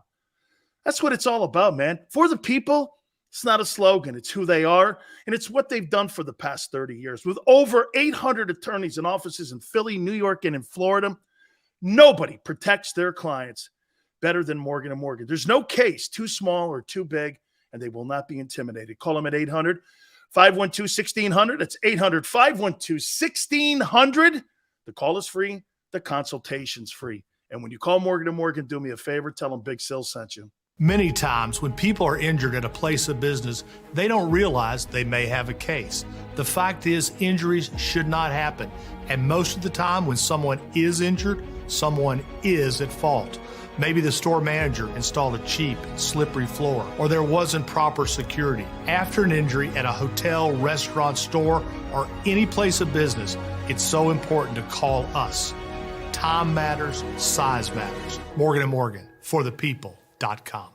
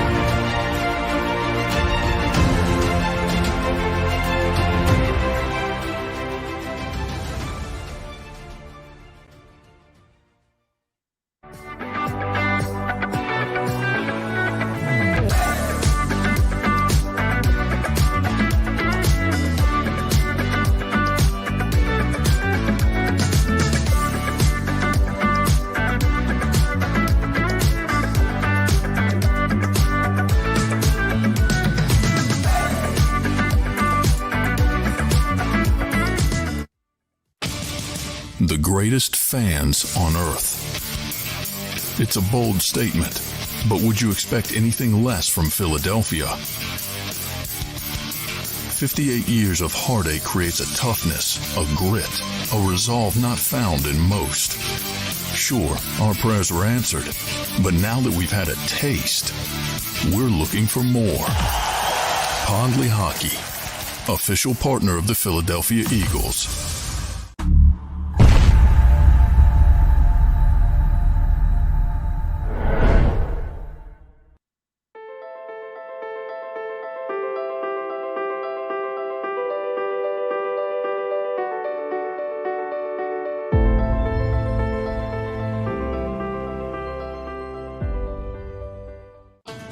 The faces you know, the team you trust. The Delaware Valley's leading news program, Action News. Go for the beers, go for the cheers, go for the hit and the hits. Go for the scene, go for the screens, go for the gallery, go for the win. Go to Ocean.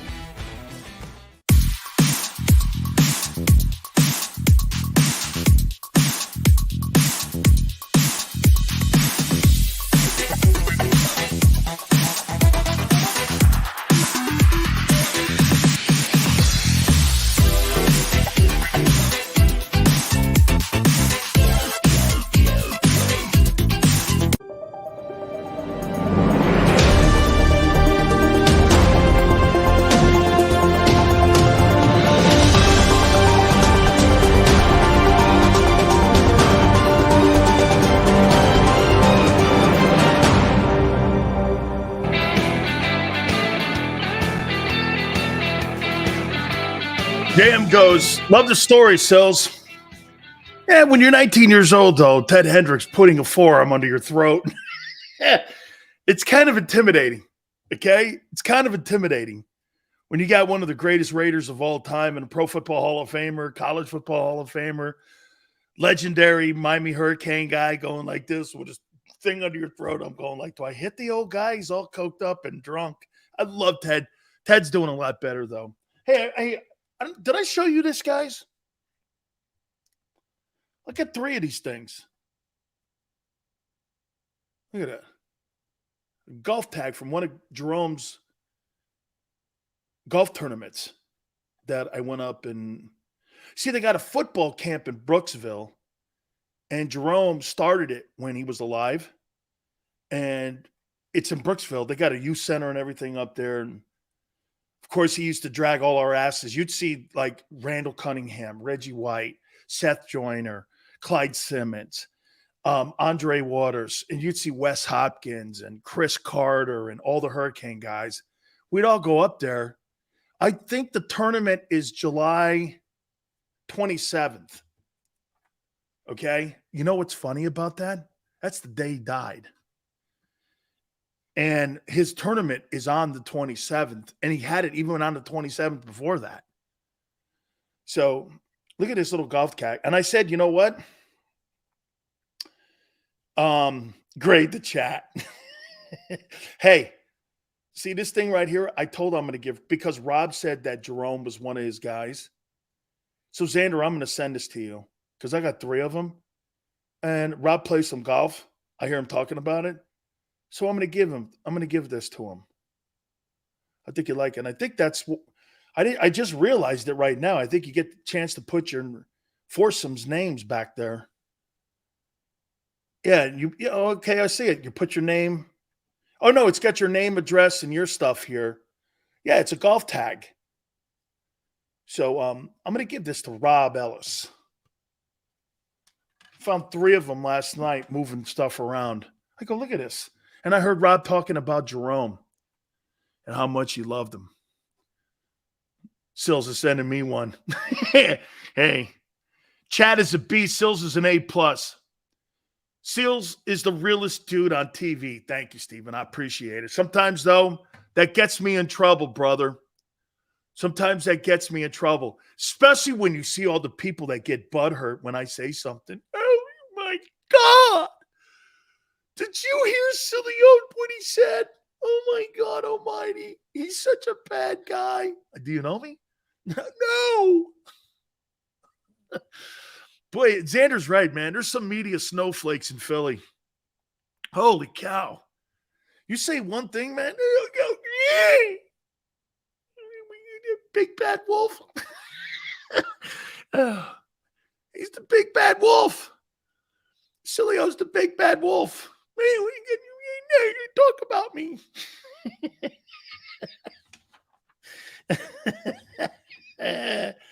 Oh, man. Xander's like this. Look. He knows it, though, too. That's why.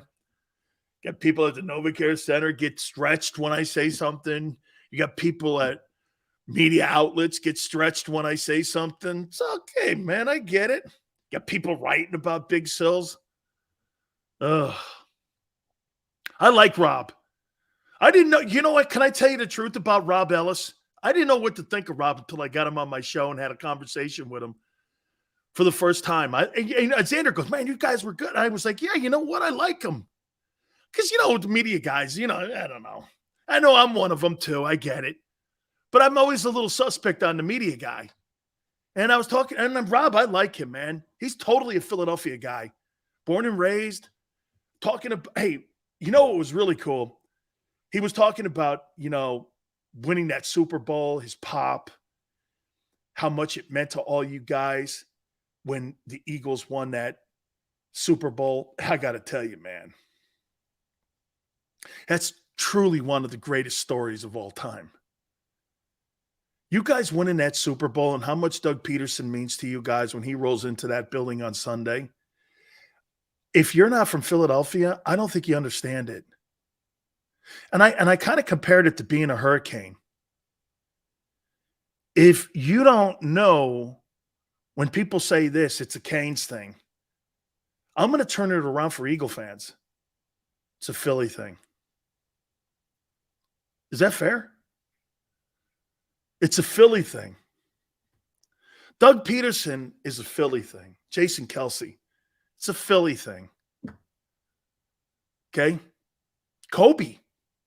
As much as Kobe played in La La Land, come on, man, that guy ain't L.A. That guy lived in L.A. He's a Philly thing. Okay? Right? There's something about when somebody does something in a particular city and in an area that matters. Even, get this, even the symbolism of the Rocky statue. Fighting, underdog, getting a shot at the title. It's the story. It's not the movie. It's the story. I asked Stallone about the movie, and when he decided, Rocky, by the way, Sylvester Stallone's a Miami Hurricane. He used to come down to our games all the time. Him and Burt Reynolds used to go back and forth and do bets when it was FSU Miami back in the day, and the game mattered. And I asked him about writing Rocky. Why'd you pick Philly? He goes, there's no other underdog city in America that thing would have fit in. He wrote that whole thing. And he said, first thing he thought of was Philadelphia. He's an Eagle fan too, by the way. Okay? So when I was listening to D. Gunn, who's been in the market now 25 years, guys have adopted him. Barrett, who played, you always love your players who come in, even if they're not born and raised in Philly, but we're part of the gear and or the colors. So Barrett is part of the whole thing. But you hear Rob talking, hey, man, people were getting drunk when they won the Super Bowl, the parade, how much it meant to people. They had ashes, that they were spreading around when they won the Super Bowl. Hey, they wanted to have every family member part of it. When Doug Pederson goes, I know some of you probably think it's geeky. I love that stuff because it's genuine. That's genuine fandom. And loyal to the soil stuff. Dude, when a person cries because you win a Super Bowl and you thought you'd never see it in your lifetime, Chicago Cub fans, you see those people, man, you must have really had a great identity and affinity for what the Cubs did when they won it, or the Red Sox even.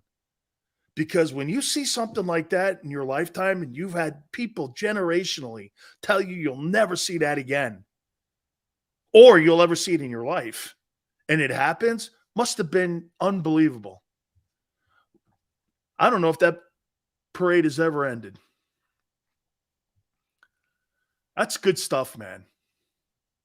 Story of Philadelphia after manufacturing sector left to the southern states. Still went. Oh, he went to Lincoln. Okay. I didn't know that. Chalk It Up Sports. Sills, don't get me started. I cried like a damn baby. I couldn't believe it. Dude, that's great. There's no shame in that. Dude, there's nothing.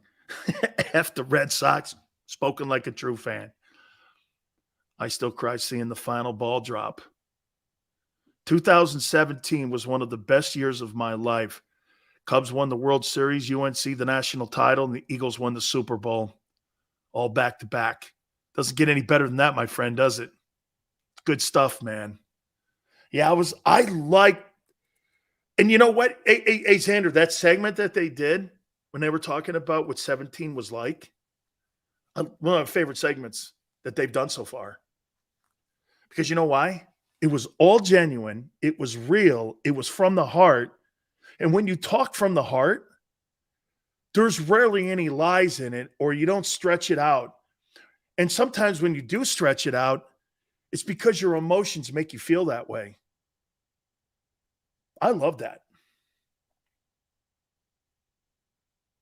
Hit the like button. Hour 3, National Football Show. Keep it right here. Go to get your game on. Go for the beers. Go for the cheers. Go for the hit and the hits. Go for the stakes and the stakes. Go to get your parlay on. Go to get your party on. Go for the scene. Go for the screens. Go for the gallery. Go for the win. Go to Ocean. Visit theoceanac.com to plan your visit.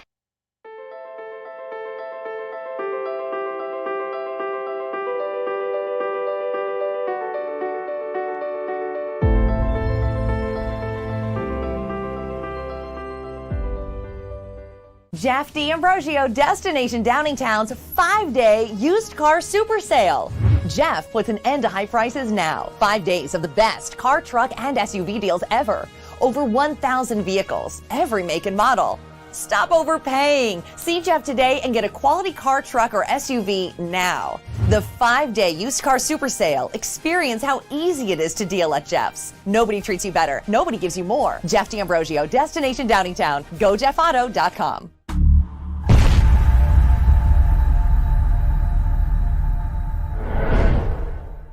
Score and save this football season on your car insurance. Before the next game, save up to 40% on your auto insurance policy. That's right, 40% savings. Call an Audible this season and contact the Del Val Insurance Group. They're an advocate for you, not an insurance company. That means they'll get you the right coverage and save you up to 40%. Call managing partners Fran or Jim of Del Val Insurance, 215-354-0122, or score and save at dvigi.com. dvigi.com.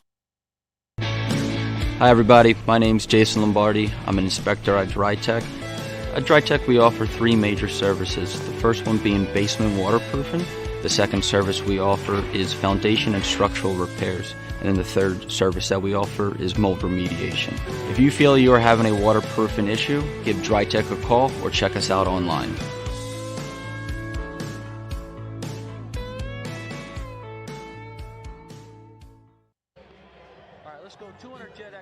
Over the last 17 years, we've built a reputation of growing award-winning teams across the country.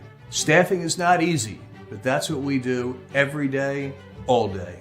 The key to our success is storytelling, asking the right questions to find the right people. Hi, I'm Gary Kane, president of Kane Partners. We want to be your staffing partner.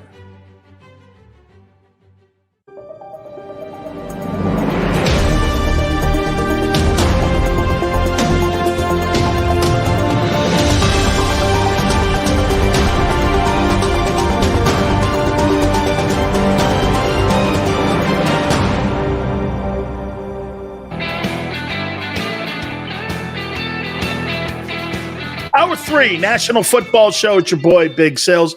Please hit the like button. Does Josh Allen play Lamar Jackson this week?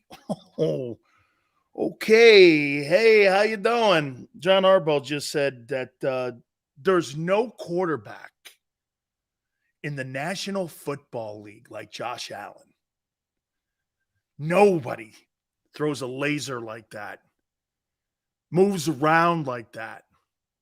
There's nobody with that talent like Josh Allen. He's right. He's the most physically gifted player to come into the league since John Elway. He is freaky. That's just a freaky guy. 400 yards in the air, 80 yards, 100 yards rushing, throws darts, has a massive arm. He's accurate on the deep pass. There is nobody like him. I haven't seen anybody that came into the league since John Elway. Okay? Since John Elway. He's a special football player. Okay? Just an absolutely great player. Okay? Great football player. Andrew Luck can't move like him. Luck was a crash. He was a crash course dummy too, like Wentz. Andrew Luck was a better version of Carson Wentz. Played with a reckless abandon. Okay? Reckless abandon, man. Lamar is slinging the ball too. He really is. By the way, here are your top 3 candidates. First month of the season for the most valuable player award. Are you ready? Josh Allen. Number 1. Patrick Mahomes. Number 2. Jalen Hurts. Number 3. Those are your top 3 guys, according to a sports book that I will not name because I don't get paid by them. Those are your top 3 dudes. Jalen's 3rd behind Mahomes and Josh Allen. And you would have to say, you see, Josh Allen and Patrick Mahomes are doing things that people expect. Hurts is doing shit no one expected. No Lamar, I know, man. He's like 5th. I'm like, I don't think so. I think he's in the top 5. You'll probably put him. I'd put him 4th. Okay. Paul goes, where's your snide joke about Hurts? What are you talking about? He's 3rd. He's on the podium. He's getting a medal. Dude, I tell my daughter all the time, you get on the podium, you're all good. Rest of it's politics. Okay? Hey, he's on the podium. I would never have put that dude on the podium after the first month of the NFL season. And there he is. No Cooper Rush. Okay? But we were here saying, Sills, what? That you believed. You didn't know. You believed. Remember something about, projections and such like that when you talk like that. That's stuff that you haven't done yet. NFC Player of the Month. Jalen Hurts. Congratulations to you, son. Heck of an award. Heck of an award. Now, people would say that I'm being snide and that I'm being sarcastic. I'm not. Jesus, relax. Heck of an award, Jalen, as the NFC Offensive Player of the Month. Congratulations to you. Heck of an achievement after 3 games. We knew. You knew what? Hurts gets extended after he beats Dallas. Can't officially do it till the end of the year, Kev. But you think they have those under-the-breath conversations? Okay? Last start, Big Sills. Hey, I'm not giving this guy $46.1 million. Not near it. Most franchise tag, maybe. I'm still not there. I saw Blake Bortles win an AFC Offensive Player of the Month award. Give me a break. We knew, Sills. You knew what? You get out to a 3-0 start? Okay. I sang for it. There is no way I'm putting $46 million in this guy's pocket. Not happening. Hey, Sills, Hurts, text me, wants to know if you like no, I don't. It is reported they're talking $290 for 7. Oh my God. Oh my God. $290 million for 7 years, GT. They're talking no way will that owner pay 46-1 for Jalen Hurts. I don't give a shit what you guys say. I want to see that check stroked. No way. No way. Okay? Sills hanging on the Hurts bandwagon with one hand. I'm not on no bandwagon. He's had a nice start. Thank God you're not the GM. Well, I could save you $15 million easily. I'd never sign that guy, Hassan Reddick. First, I would have asked him if he could put like wedges in his shoes to make him a little taller. And maybe some bricks in his pocket to make him a little bigger. I mean, you can't look like Xander Krause to play defensive end for the Eagles.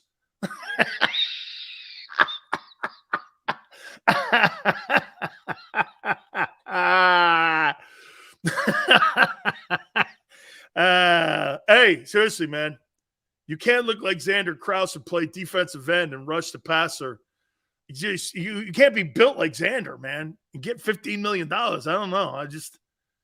I don't see it, man. Yeah. Just wait till next year. Worst case. Oh, man. He's a rush and Sam linebacker. Who, Xander?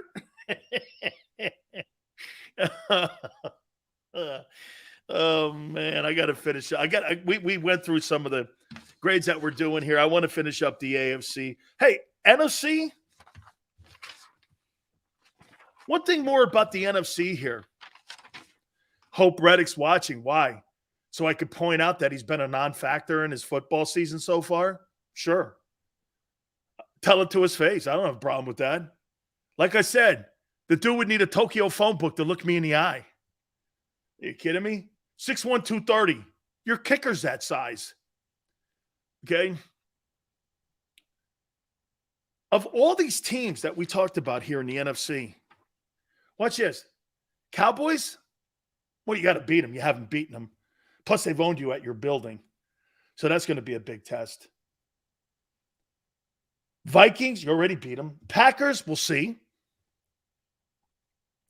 Bucks killed you. But the game would be closer. Rams, I think you're better than them. 49ers, I think you could beat that team. Well, with Garoppolo, you didn't last year. So, I don't know. You know, just a couple months ago, they beat you. They beat them. Yeah, the Niners have already beaten the Eagles. But they're better. They've added a couple more pieces. So, I don't know. That game might be closer. Okay? Cowboys beat Minshew. I think you may have forgotten the game earlier when they knocked the crap out of you on Monday night last year. You must have missed that game. Cowboys owned them at the Link. They have 7 of the last 10 games at Lincoln Financial in Philadelphia. Cowboys have dominated. I think it's like 10 of the last 14 games, period. It's been like a complete domination. We didn't beat them last year, but it wasn't a blow. You're kidding, right? Both games were annihilations. You were never in that Cowboy game on Monday night last year. That's not true. You were never in it. I don't think much of CeeDee Lamb. I just don't. I think watch this. I think CeeDee Lamb's a good football player. I do. Hey, by the way, did CeeDee play with Jalen at Oklahoma? Did he play with him at Oklahoma? The best wide receivers that he's ever played with are in Philly and at Alabama. Okay, I think CeeDee's a good football player. Paul, I think he's a good player, but I don't look at CeeDee Lamb and go, he's special. Okay? You sat your players in both games? Dude, they crushed you last year. What are you lying and trying to change history? What are you talking about? The last game of the year? I'm not talking about that. I'm talking about the Monday night game. They beat the pants off you. What are you talking about? Those games last year were JV. Nick goes, hey, Sills, you should listen to Rod Wave. Never heard of him. No disrespect. I've never heard of the guy. That doesn't mean he's not good. I just I get a lot of people telling me and sending me messages all the time. Hey, Sills, this guy's pretty good. You should listen. I know everyone's good. I know I suck and everyone's great. I know. I get it. The legend, Ron Wave. Sorry, guys. I've never heard of the guy, like ever. Let me guess. He does a show with Anton. First game versus the Cowboys was Nick Sirianni's worst game coaching as a rookie head coach. He got better after that, though. He did. He totally did. The first Dallas game, the defense let. And look, dude, let's see what happens here. Okay, let me finish up again, dude. I love what the Dolphins are doing. Okay, can we flush last year, GT? Yes. Yes. GT. Yeah. Okay. New year. That's what Brady does. He flushes every year, whether it's got a Super Bowl trophy or not, right? Yeah. And is the kid better than – how about this? Is Jalen Hurts better 3 games into this year than he was 3 games into last year? 10 times. Look at the growth from last year with Jalen Hurts' first 3 games to the first 3 games this year. It's a different guy. It's totally a different guy. Okay? Completely a different team. Actually, you want to hear this? I think Jalen Hurts is playing better than what the offensive line of the Eagles is playing. I think the Eagles' O-line has not played their best game. Okay? How many times last year did we watch that team roll for 238, 38 carries, and just destroy teams at the line of scrimmage? They're trying to do more things this year, which is making the blocking schemes more complicated. That's why you're seeing communication issues sometimes with Isaac Seumalo turning around and talking to the quarterback, because there's more pass protection involved in the game plan than there was a year ago, especially in the second half of the season, like we saw a year ago, right? Last year, they were a dominant run team. This year, they're trying to sprinkle in what? Being balanced. And when you do that, you have to have way more communication, because Jalen sets the blocking scheme along with Jason Kelce. He sets it. If he sees a blitzer, he's reading the safety. Guys on the seam, guys over on the hash. If you're on the short side of the field, brown set, weak set. Depending on where you are, plus 30, minus 30, where you are on the field, Jalen's got to know all of that pre-snap stuff. And when you have to have the quarterback doing all of that, your center's got to help you out here. And your center's calling out odd even. What is he doing when he's calling odd even out? Okay? If you got an odd front, what is that? He's got a nose over him, which means what? Quick count. Get the ball up, help the center out. That's why if you ever notice and you watch what Kelce has, here, guys, this is how Barrett and I watch the game. When Kelce goes odd even, and he's calling and telling the quarterback it's an odd front.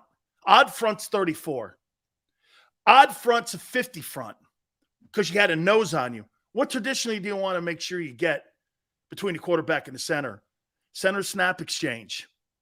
You're going with long cadences and you're reading defenses. That guy's going to get a bull rush on you, and he's going to pin that ball in that crotch area, and there's going to be issues getting that football up. Plus, you got to have a quarterback that does what? has an influx on the snap count too. You know what Kelsey will go back and say? Hey, dude, if you're going to go on an odd front, just listen to me here. If you're going to go on an odd front, Kelsey's going to go back to the huddle. Hey, man, if you're going to go down the sequence there and you want to maybe change the play up, you've got to give me hut.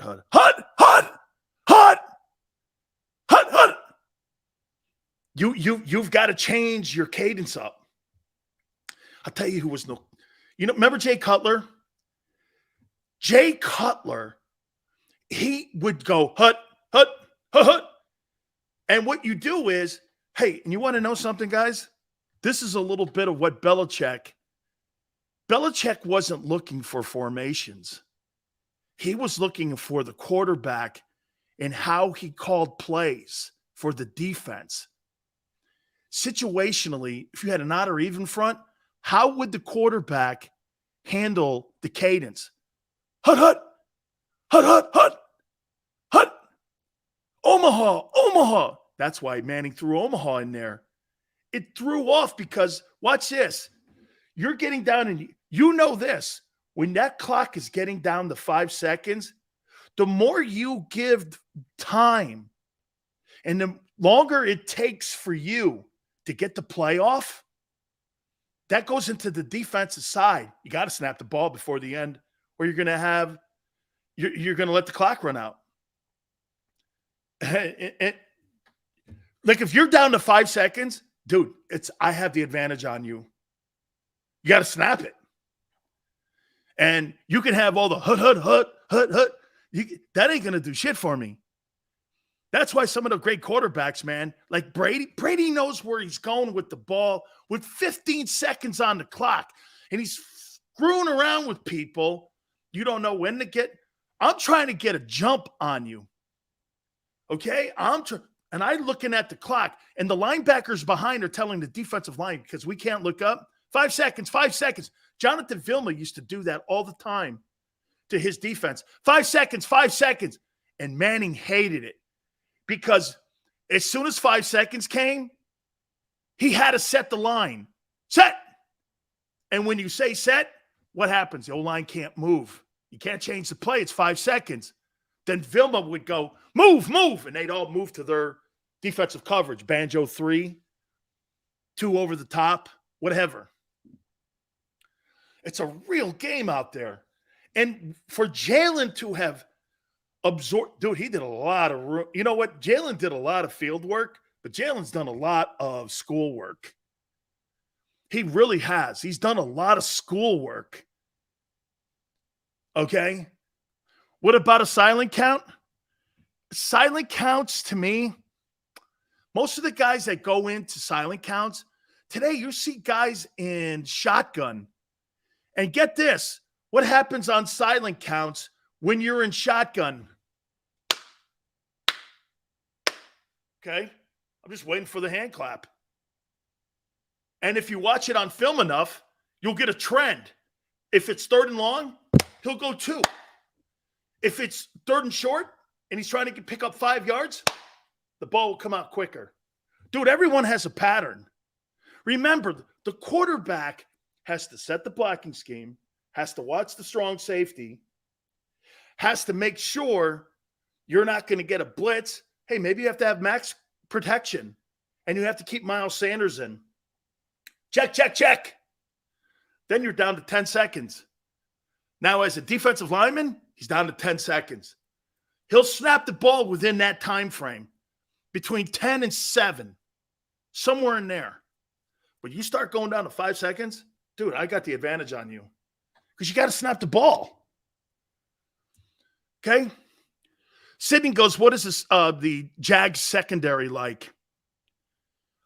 Their corners are good. Allows them to really do a good job at pass rushing when you see them on the 22. Their safeties aren't that hot. They're good. They're decent. But I wouldn't say that they're formidable, you know? I think their safeties are probably as good as the Eagle safeties. Okay? They got good corners. Not as good as the Eagle corners, though. Okay? Washington secondary is better than the Jag secondary. Absolutely not. Washington's corners blow, and the Jags corners do not. I don't. That's not what I see in the first 3 games. Okay, absolutely not. Why do you hate this kid so much? Who are you talking about? Hate what kid? What are you talking about? Hate.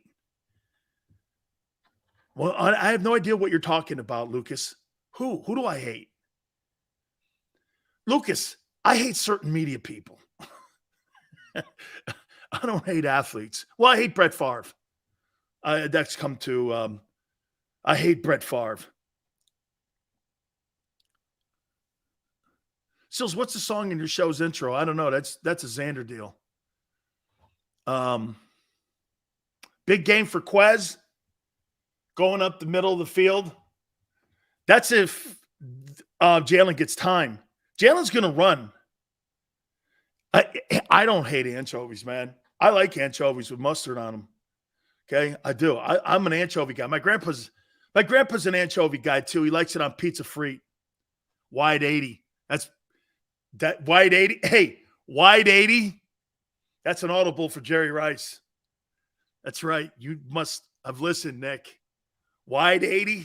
Wide 80. Oh, God. Sills, did you see Jason Kelce promise becoming fat man? I did. I loved it too. I love that cape, dude. I told my wife I'd want to wear one naked. No, I didn't say that. I'm kidding. Please. That's not true.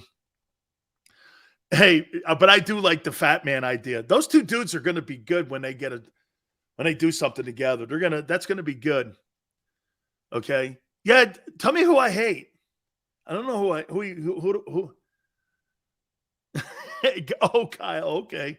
Smoked sardines. Yeah. All right. I'm good. Okay. You see the Kelce Brothers show? I do, man. I'd like it actually. Okay. I do. I dig that thing, man. I want to finish up this because I hate leaving something open like that here. We talked about the first month of the season in the NFC. I talked a little bit about the AFC East. I think the Dolphins are absolutely killing it in the AFC. I mean, you might say they're the best team in the AFC. This game tonight's going to be interesting.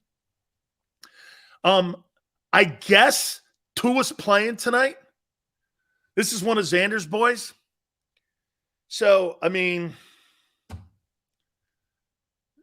I'm a Joe Burrow guy. I think they right the ship. I think the Bengals win tonight. I think they take care of business. I mean, they have to. You can't go to 1-3.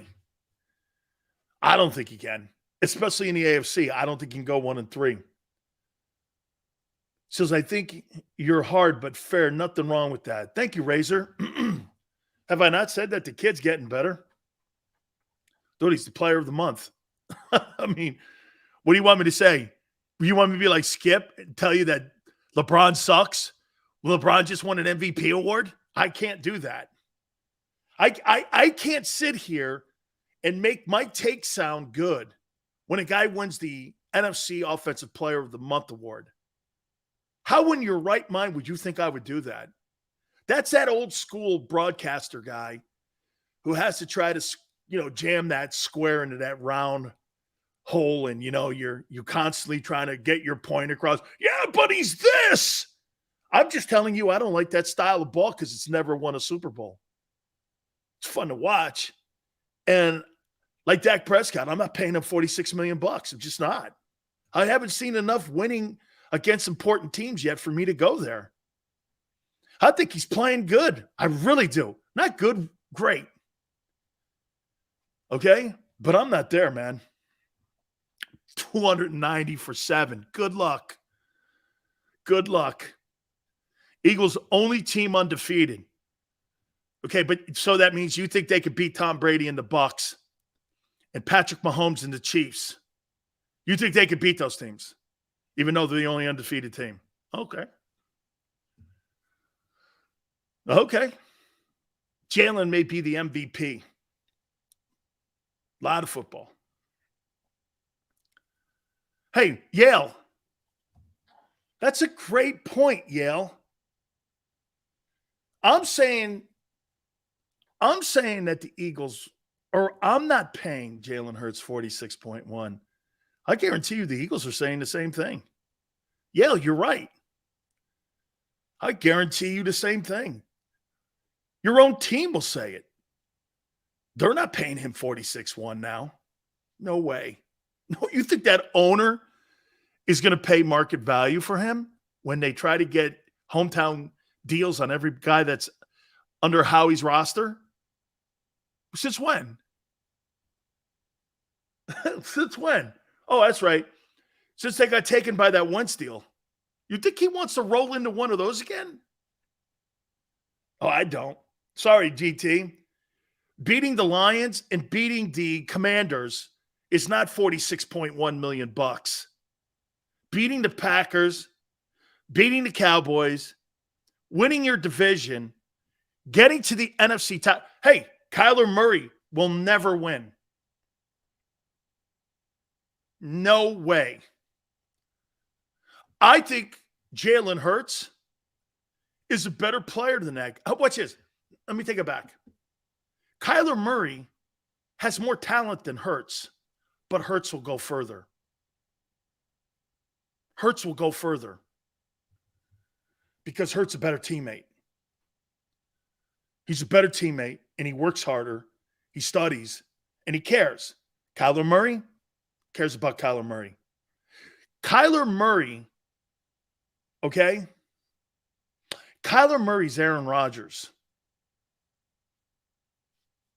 Not as talented, but he's got the same mentality as Aaron Rodgers. It's a shitty mentality.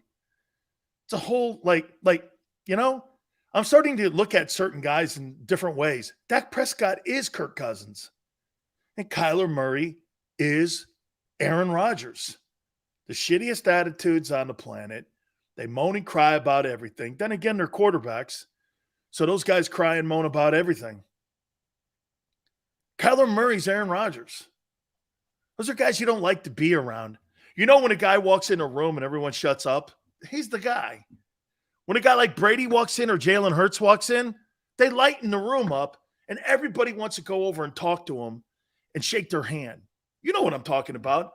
Guy walks into a room or a person walks into the room, it deflates the room. Aaron Rodgers, Kyler Murray look like that guy to me. They deflate the room. Jalen, Brady, guys like that, the room gets lifted. Lamar Jackson, room lifts when those guys come into the room. Okay? Those guys, there's just certain, when Carson Wentz walks in the room, half the room leaves. Because he only picks out certain people in the room that he's going to have a relationship with. And there's 53 guys on a roster. That's Carson Wentz's biggest problem. He's a shitty teammate. He doesn't, and by the way, he doesn't even know it. It's been he doesn't see it that way. He goes like this. Hey, I'm really good to everybody in the locker room. No, you're good to everybody in the locker room that you have an engagement with and conversations with. But what you do is you push to the side and you exile 25% of the locker room. Well, 25% of the locker room, bro, you need those guys to win too. Special teams, when a guy gets hurt, he's a shitty teammate. And you know it. You see it. Jalen and Brady, these guys talk to guys on the practice squad. Hey, guy, your chance is coming. Jimmy Garoppolo's a great teammate. Pats Trey Lance on the back for a guy they drafted. And you know what sucks about this? You know how your bosses, they hire a guy and they don't tell you? I could think of a guy that we all know that works in Philly, and somebody tells you you're such a great guy, but they hire somebody behind your back. And they tell you how great you are, and then before you know it, they pull the carpet out from under you. Jimmy Garoppolo, get this, they pulled the carpet out in front of him. Then they told him you can't practice with the team. Then they expect you to go into Denver and win. He loses by 1. You didn't give him any reps, nothing. You couldn't even come into the team meetings. Now you have to go back and grovel to him. And he puts his hand on the kid's shoulder, knowing full well he was drafted to take his job. Hang in there, Trey. Your time will be there. Okay, you're going through some adversity. And Trey Lance goes like this. Jimmy Garoppolo is the greatest teammate, man, friend I've ever had. He's the guy, the first person that came up to me and put his hand on my back when I got hurt. First call I got when I was in the hospital was from Jimmy Garoppolo. Dude, that's a fabulous teammate. You drafted a guy who took your job. You were publicly humiliated by the team, and he's still feeling bad for the kid. I don't know about you, man, but that's good stuff. Okay? Wentz the pastor. Yeah, well, from what I understand, I thought clergy people are there to save everybody, not just who you want to save. You know, if you're a clergy guy, you should know better. Everybody, okay, everybody in the church has a right to be saved, and you should help them. Wentz the pastor. Jimmy knows how to win a game. Absolutely. Absolutely. I'll finish this up after the timeout here because I do want to get to the AFC. By the way, I do think this is going to be a good football game tonight too. Man, I'll tell you what. Tagovailoa, Mac Jones, Lamar Jackson, Josh Allen, and now he's playing Joe Burrow. I don't know, Xander. You may be right, dude. That's quite a foursome. If he could put that Dolphin team 4-0. Dude, you'd have to start doing this. And even I would have to start doing this. Hey, man, this guy's not beating bums. This guy's beating some really great quarterbacks and some really good football teams. If he goes 4-0 tonight, you got to start looking.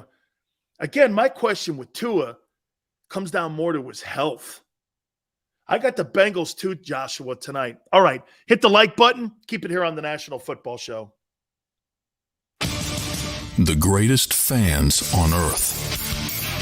It's a bold statement, but would you expect anything less from Philadelphia? 58 years of heartache creates a toughness, a grit, a resolve not found in most.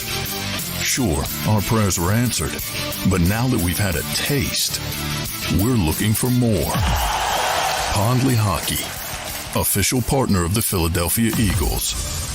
Action News at 11 with Rick Williams. It's the team you trust to bring it all together. The stories that impact your community. A sports roundup for the locals. And the AccuWeather forecast you depend on. Action News at 11 with Rick Williams. Go to get your game on. Go for the beers.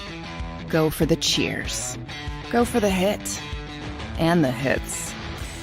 Go for the stakes and the stakes. Go to get your parlay on. Go to get your party on. Go for the scene. Go for the screens. Go for the gallery. Go for the win. Go to Ocean. Visit theoceanac.com to plan your visit. Since 1977 at Rafferty Subaru, we have always been about our customers and the community. Early on, a safe and durable option, we've evolved to become the best overall brand according to Kelley Blue Book. Over the last 14 years, we've donated thousands of dollars through the Subaru Share the Love event and found homes for hundreds of pets. The Rafferty family is proud of our 45 years in business. This month, celebrate our anniversary with special financing on select models. Visit us and see why.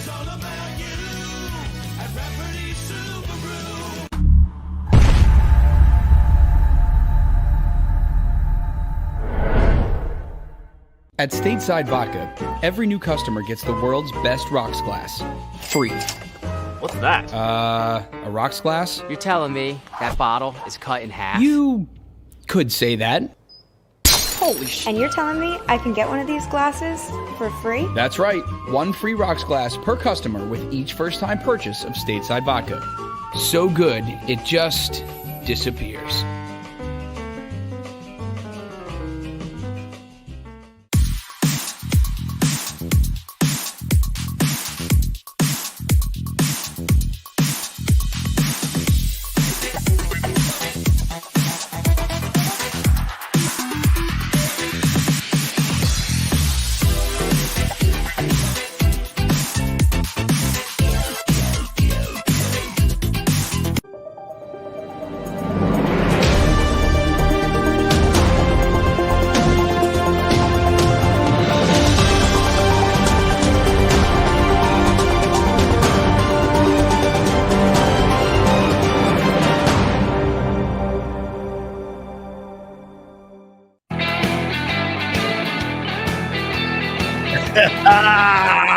Shake it up, shake it up, shake it up.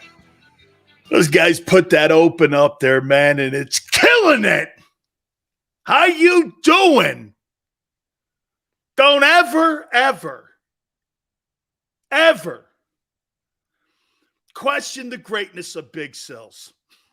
Hey, why did he say that? Doug didn't want to come. Hey, I'm not. All I'm saying is that was awful fishy. Nate Sudfeld. Let's see. I just wanted to say, remember the comment at the press conference?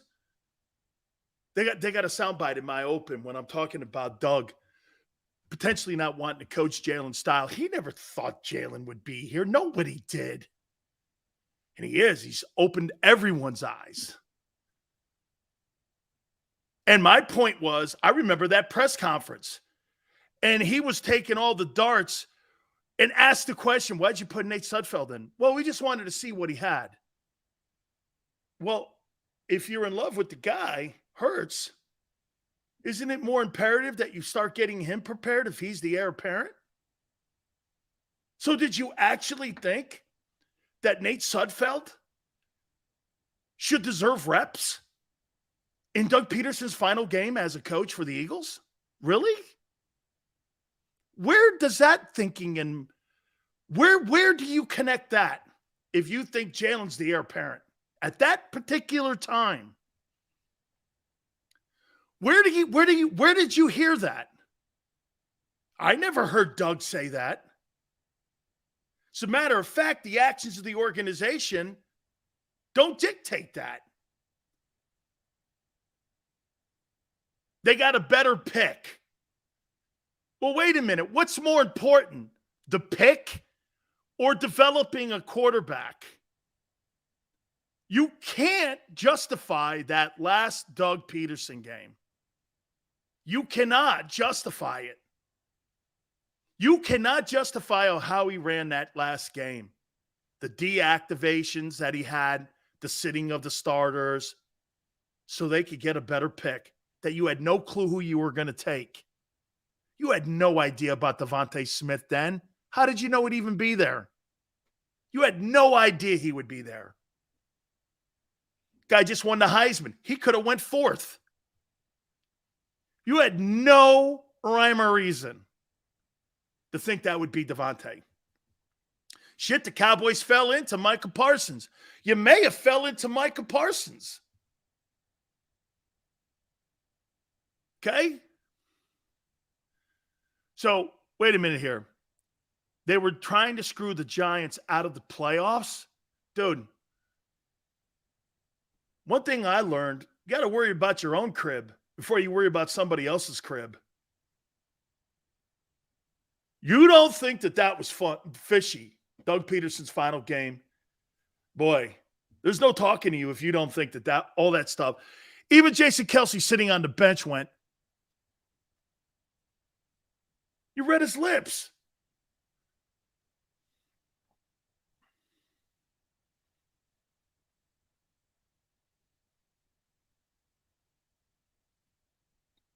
Wentz mentally melted down.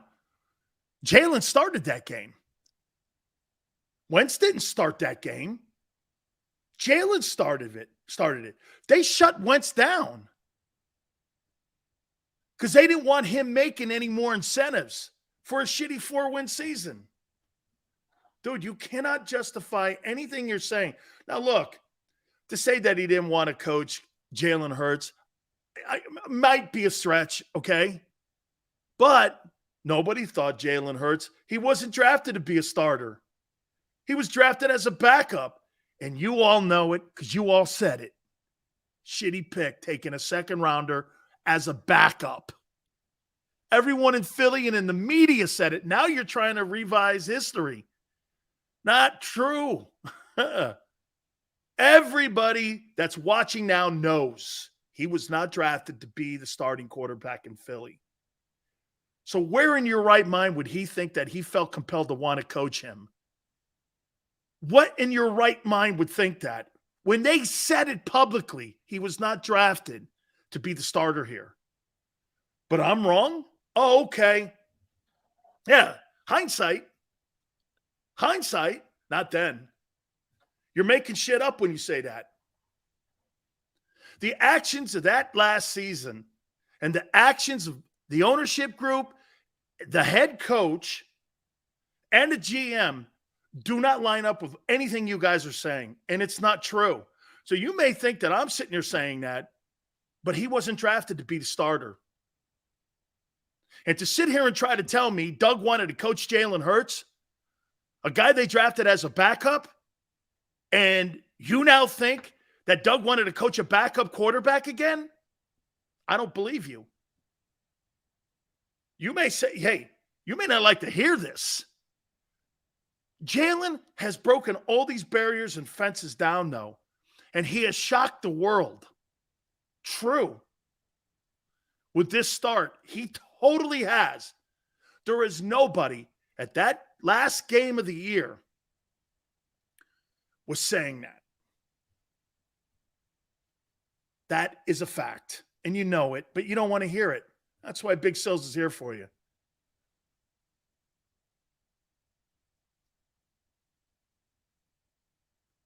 Yeah, well, I'll tell you this, LeBron. I wanted Devin Lloyd over Jordan Davis. How's that looking? Everybody hated the 19th pick when I had it. It's like, I want the kid from Utah. Oh, the guy's not that hot. He's not that. I'm like, really? He's the AFC Defensive Player of the Month. How's that looking? And the kid you took in the third round's got 3 reps.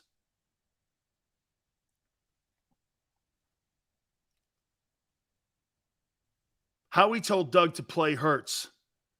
That's when everything blew up because, yes, Doug wanted to go with his starter Wentz, but he was playing terrible. He was gaming.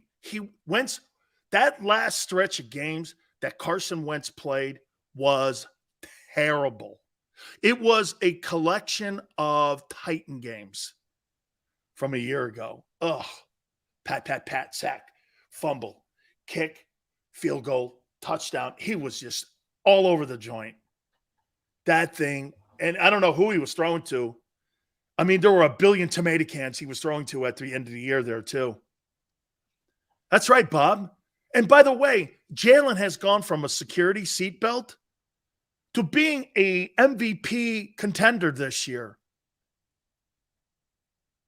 If he was so great of a prospect, why wasn't he in the first round? You guys are trying to make this guy more than what people thought of him when he first came out of Oklahoma. 99% of the people in Philly and around the country thought it was a dog shit pick. And if he was this guy, he'd have been a lottery pick like Kyler Murray was. Or he would have been a top pick like Baker Mayfield was, and he wasn't. Nobody thought he was a franchise guy. But now you're trying to revise history. That's my point. Doug is now seeing that this guy is turning into something that he didn't even expect. Doug's got to be one of the most surprised people on the planet with Jalen Hurts because they drafted him to be a backup. Yale, I'm rooting for him too. I am. This guy's making me feel almost like the way Lamar Jackson made me feel. That's a good thing. Dog, you don't want me right. You want Jalen to be right. This is not about Dan being right. I don't do a show to be right.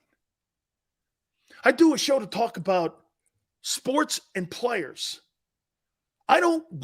This has got nothing to do with right and wrong. Geez, man, I never thought I'd ever had to explain that. This has got zero to do with right and wrong. If that player all of a sudden turns into an all-pro quarterback, that's bad? Since when? Why would I sit there and go like this? Well, he still sucks.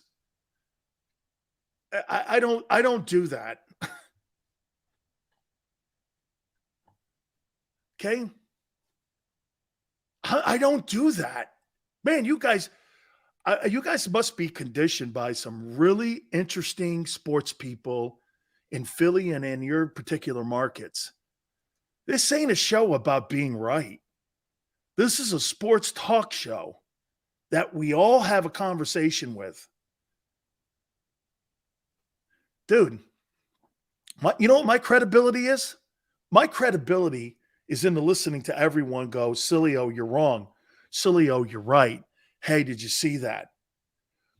My credibility is that I listen to everybody. And when I'm wrong, I admit it. That's my credibility. Credibility is not something that you sit there because you've made 10,000 predictions on something. Credibility is something that comes with people who listen and adapt and adjust. That's credibility to me. All right? When Hurts connects with the offense, we'll put up points. Hey, thank you very much, Brian. I appreciate it. It's a Yale. Can you think of anybody that has changed his DNA coming out of college as much as Jalen Hurts has? You think Josh Allen's in that same? I always thought Josh Allen had unbelievably gifted ability. And I saw it at Wyoming. I did. I saw it. I thought Jalen was good at Oklahoma, but he just looked like another college dude. He looked like Tommy Frazier at times to me. Okay, I mean, right? He put up big numbers, but everyone puts up big numbers now in the Big 12. I mean, I've seen a ton of kids come out of the Big 12, and they were horseshit. The Big 12 putting up franchise quarterbacks? Really? Okay, right? Okay, Texas Tech, you got Mahomes. I mean, who else in the Big 12?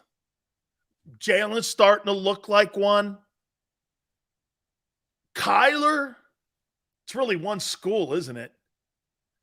I mean, Oklahoma State. Mason Rudolph?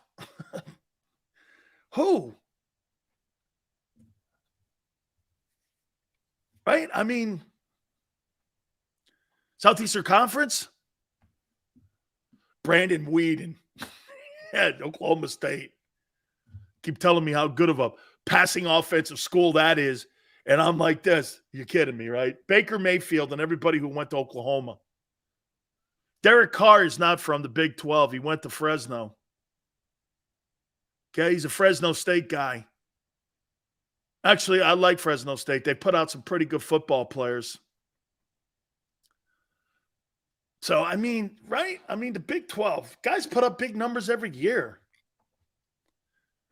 Who do you think wins Sunday? Look at Sandman. What? Can't wait until tomorrow. RG3? Baylor? Yeah, okay. I guess. Was the rookie of the year before he got hurt. Right? Okay.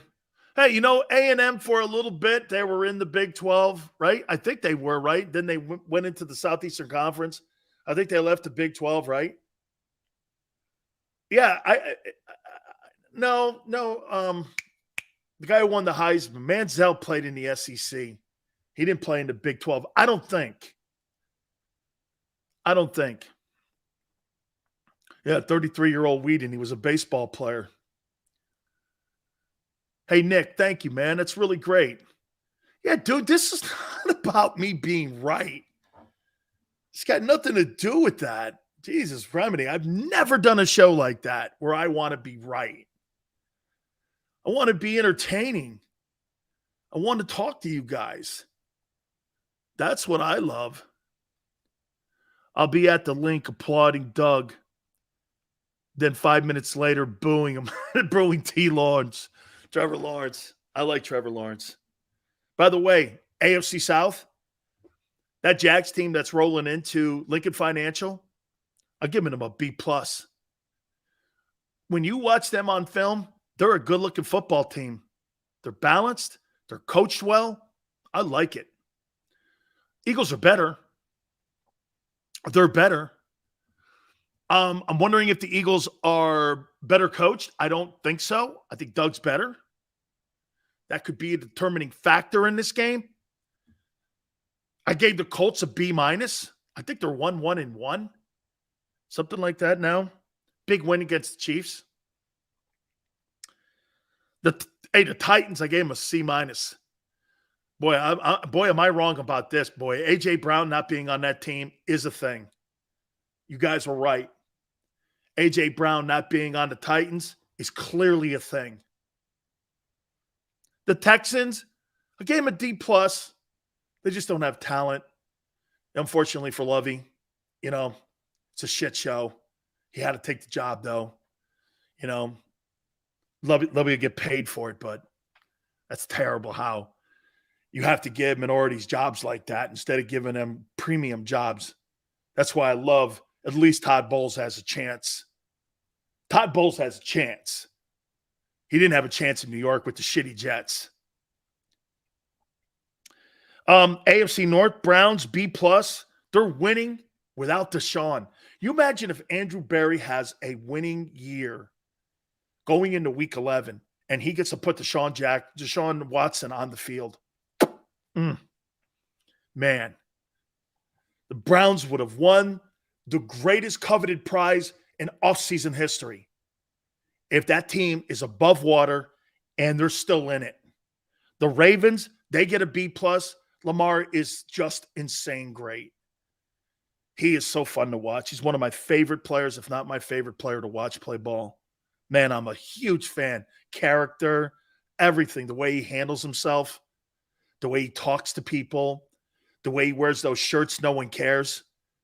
I am a gigantic Lamar Jackson. Everything about the kid. I just love him. Man, you talk about proving people wrong. Shit, this kid is so dynamic and what a leader. And he's smart and the whole thing, man. He's a complete package. Loves kids in the community. All of it. Gifted, talented. Knows who he is. That's a guy, another guy where you look at the face of a franchise, and Lamar Jackson is clearly the face of a franchise.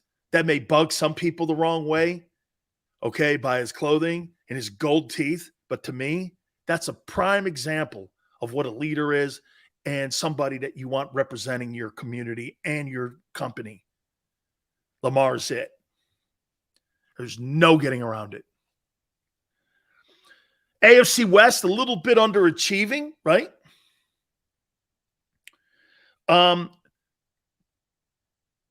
Hey, Nick, Lamar choose? That doesn't surprise me, man. Southern kid, Louisville. He choose Kodiak? He puts a dip in? Oh, no way. He doesn't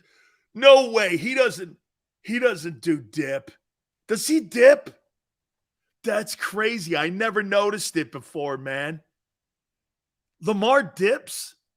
Get out of here, man. No way. The Broncos, I gave them a C. I think they look terrible. Oh, I'll get to that. The Raiders, gave them a D-. Dude, Josh McDaniels already in trouble after 3 ball games. And Chargers, D+. About Coolio taking a knee. Hey, Nick, I see it now, man. I was totally in left field, man. Rapper Sills.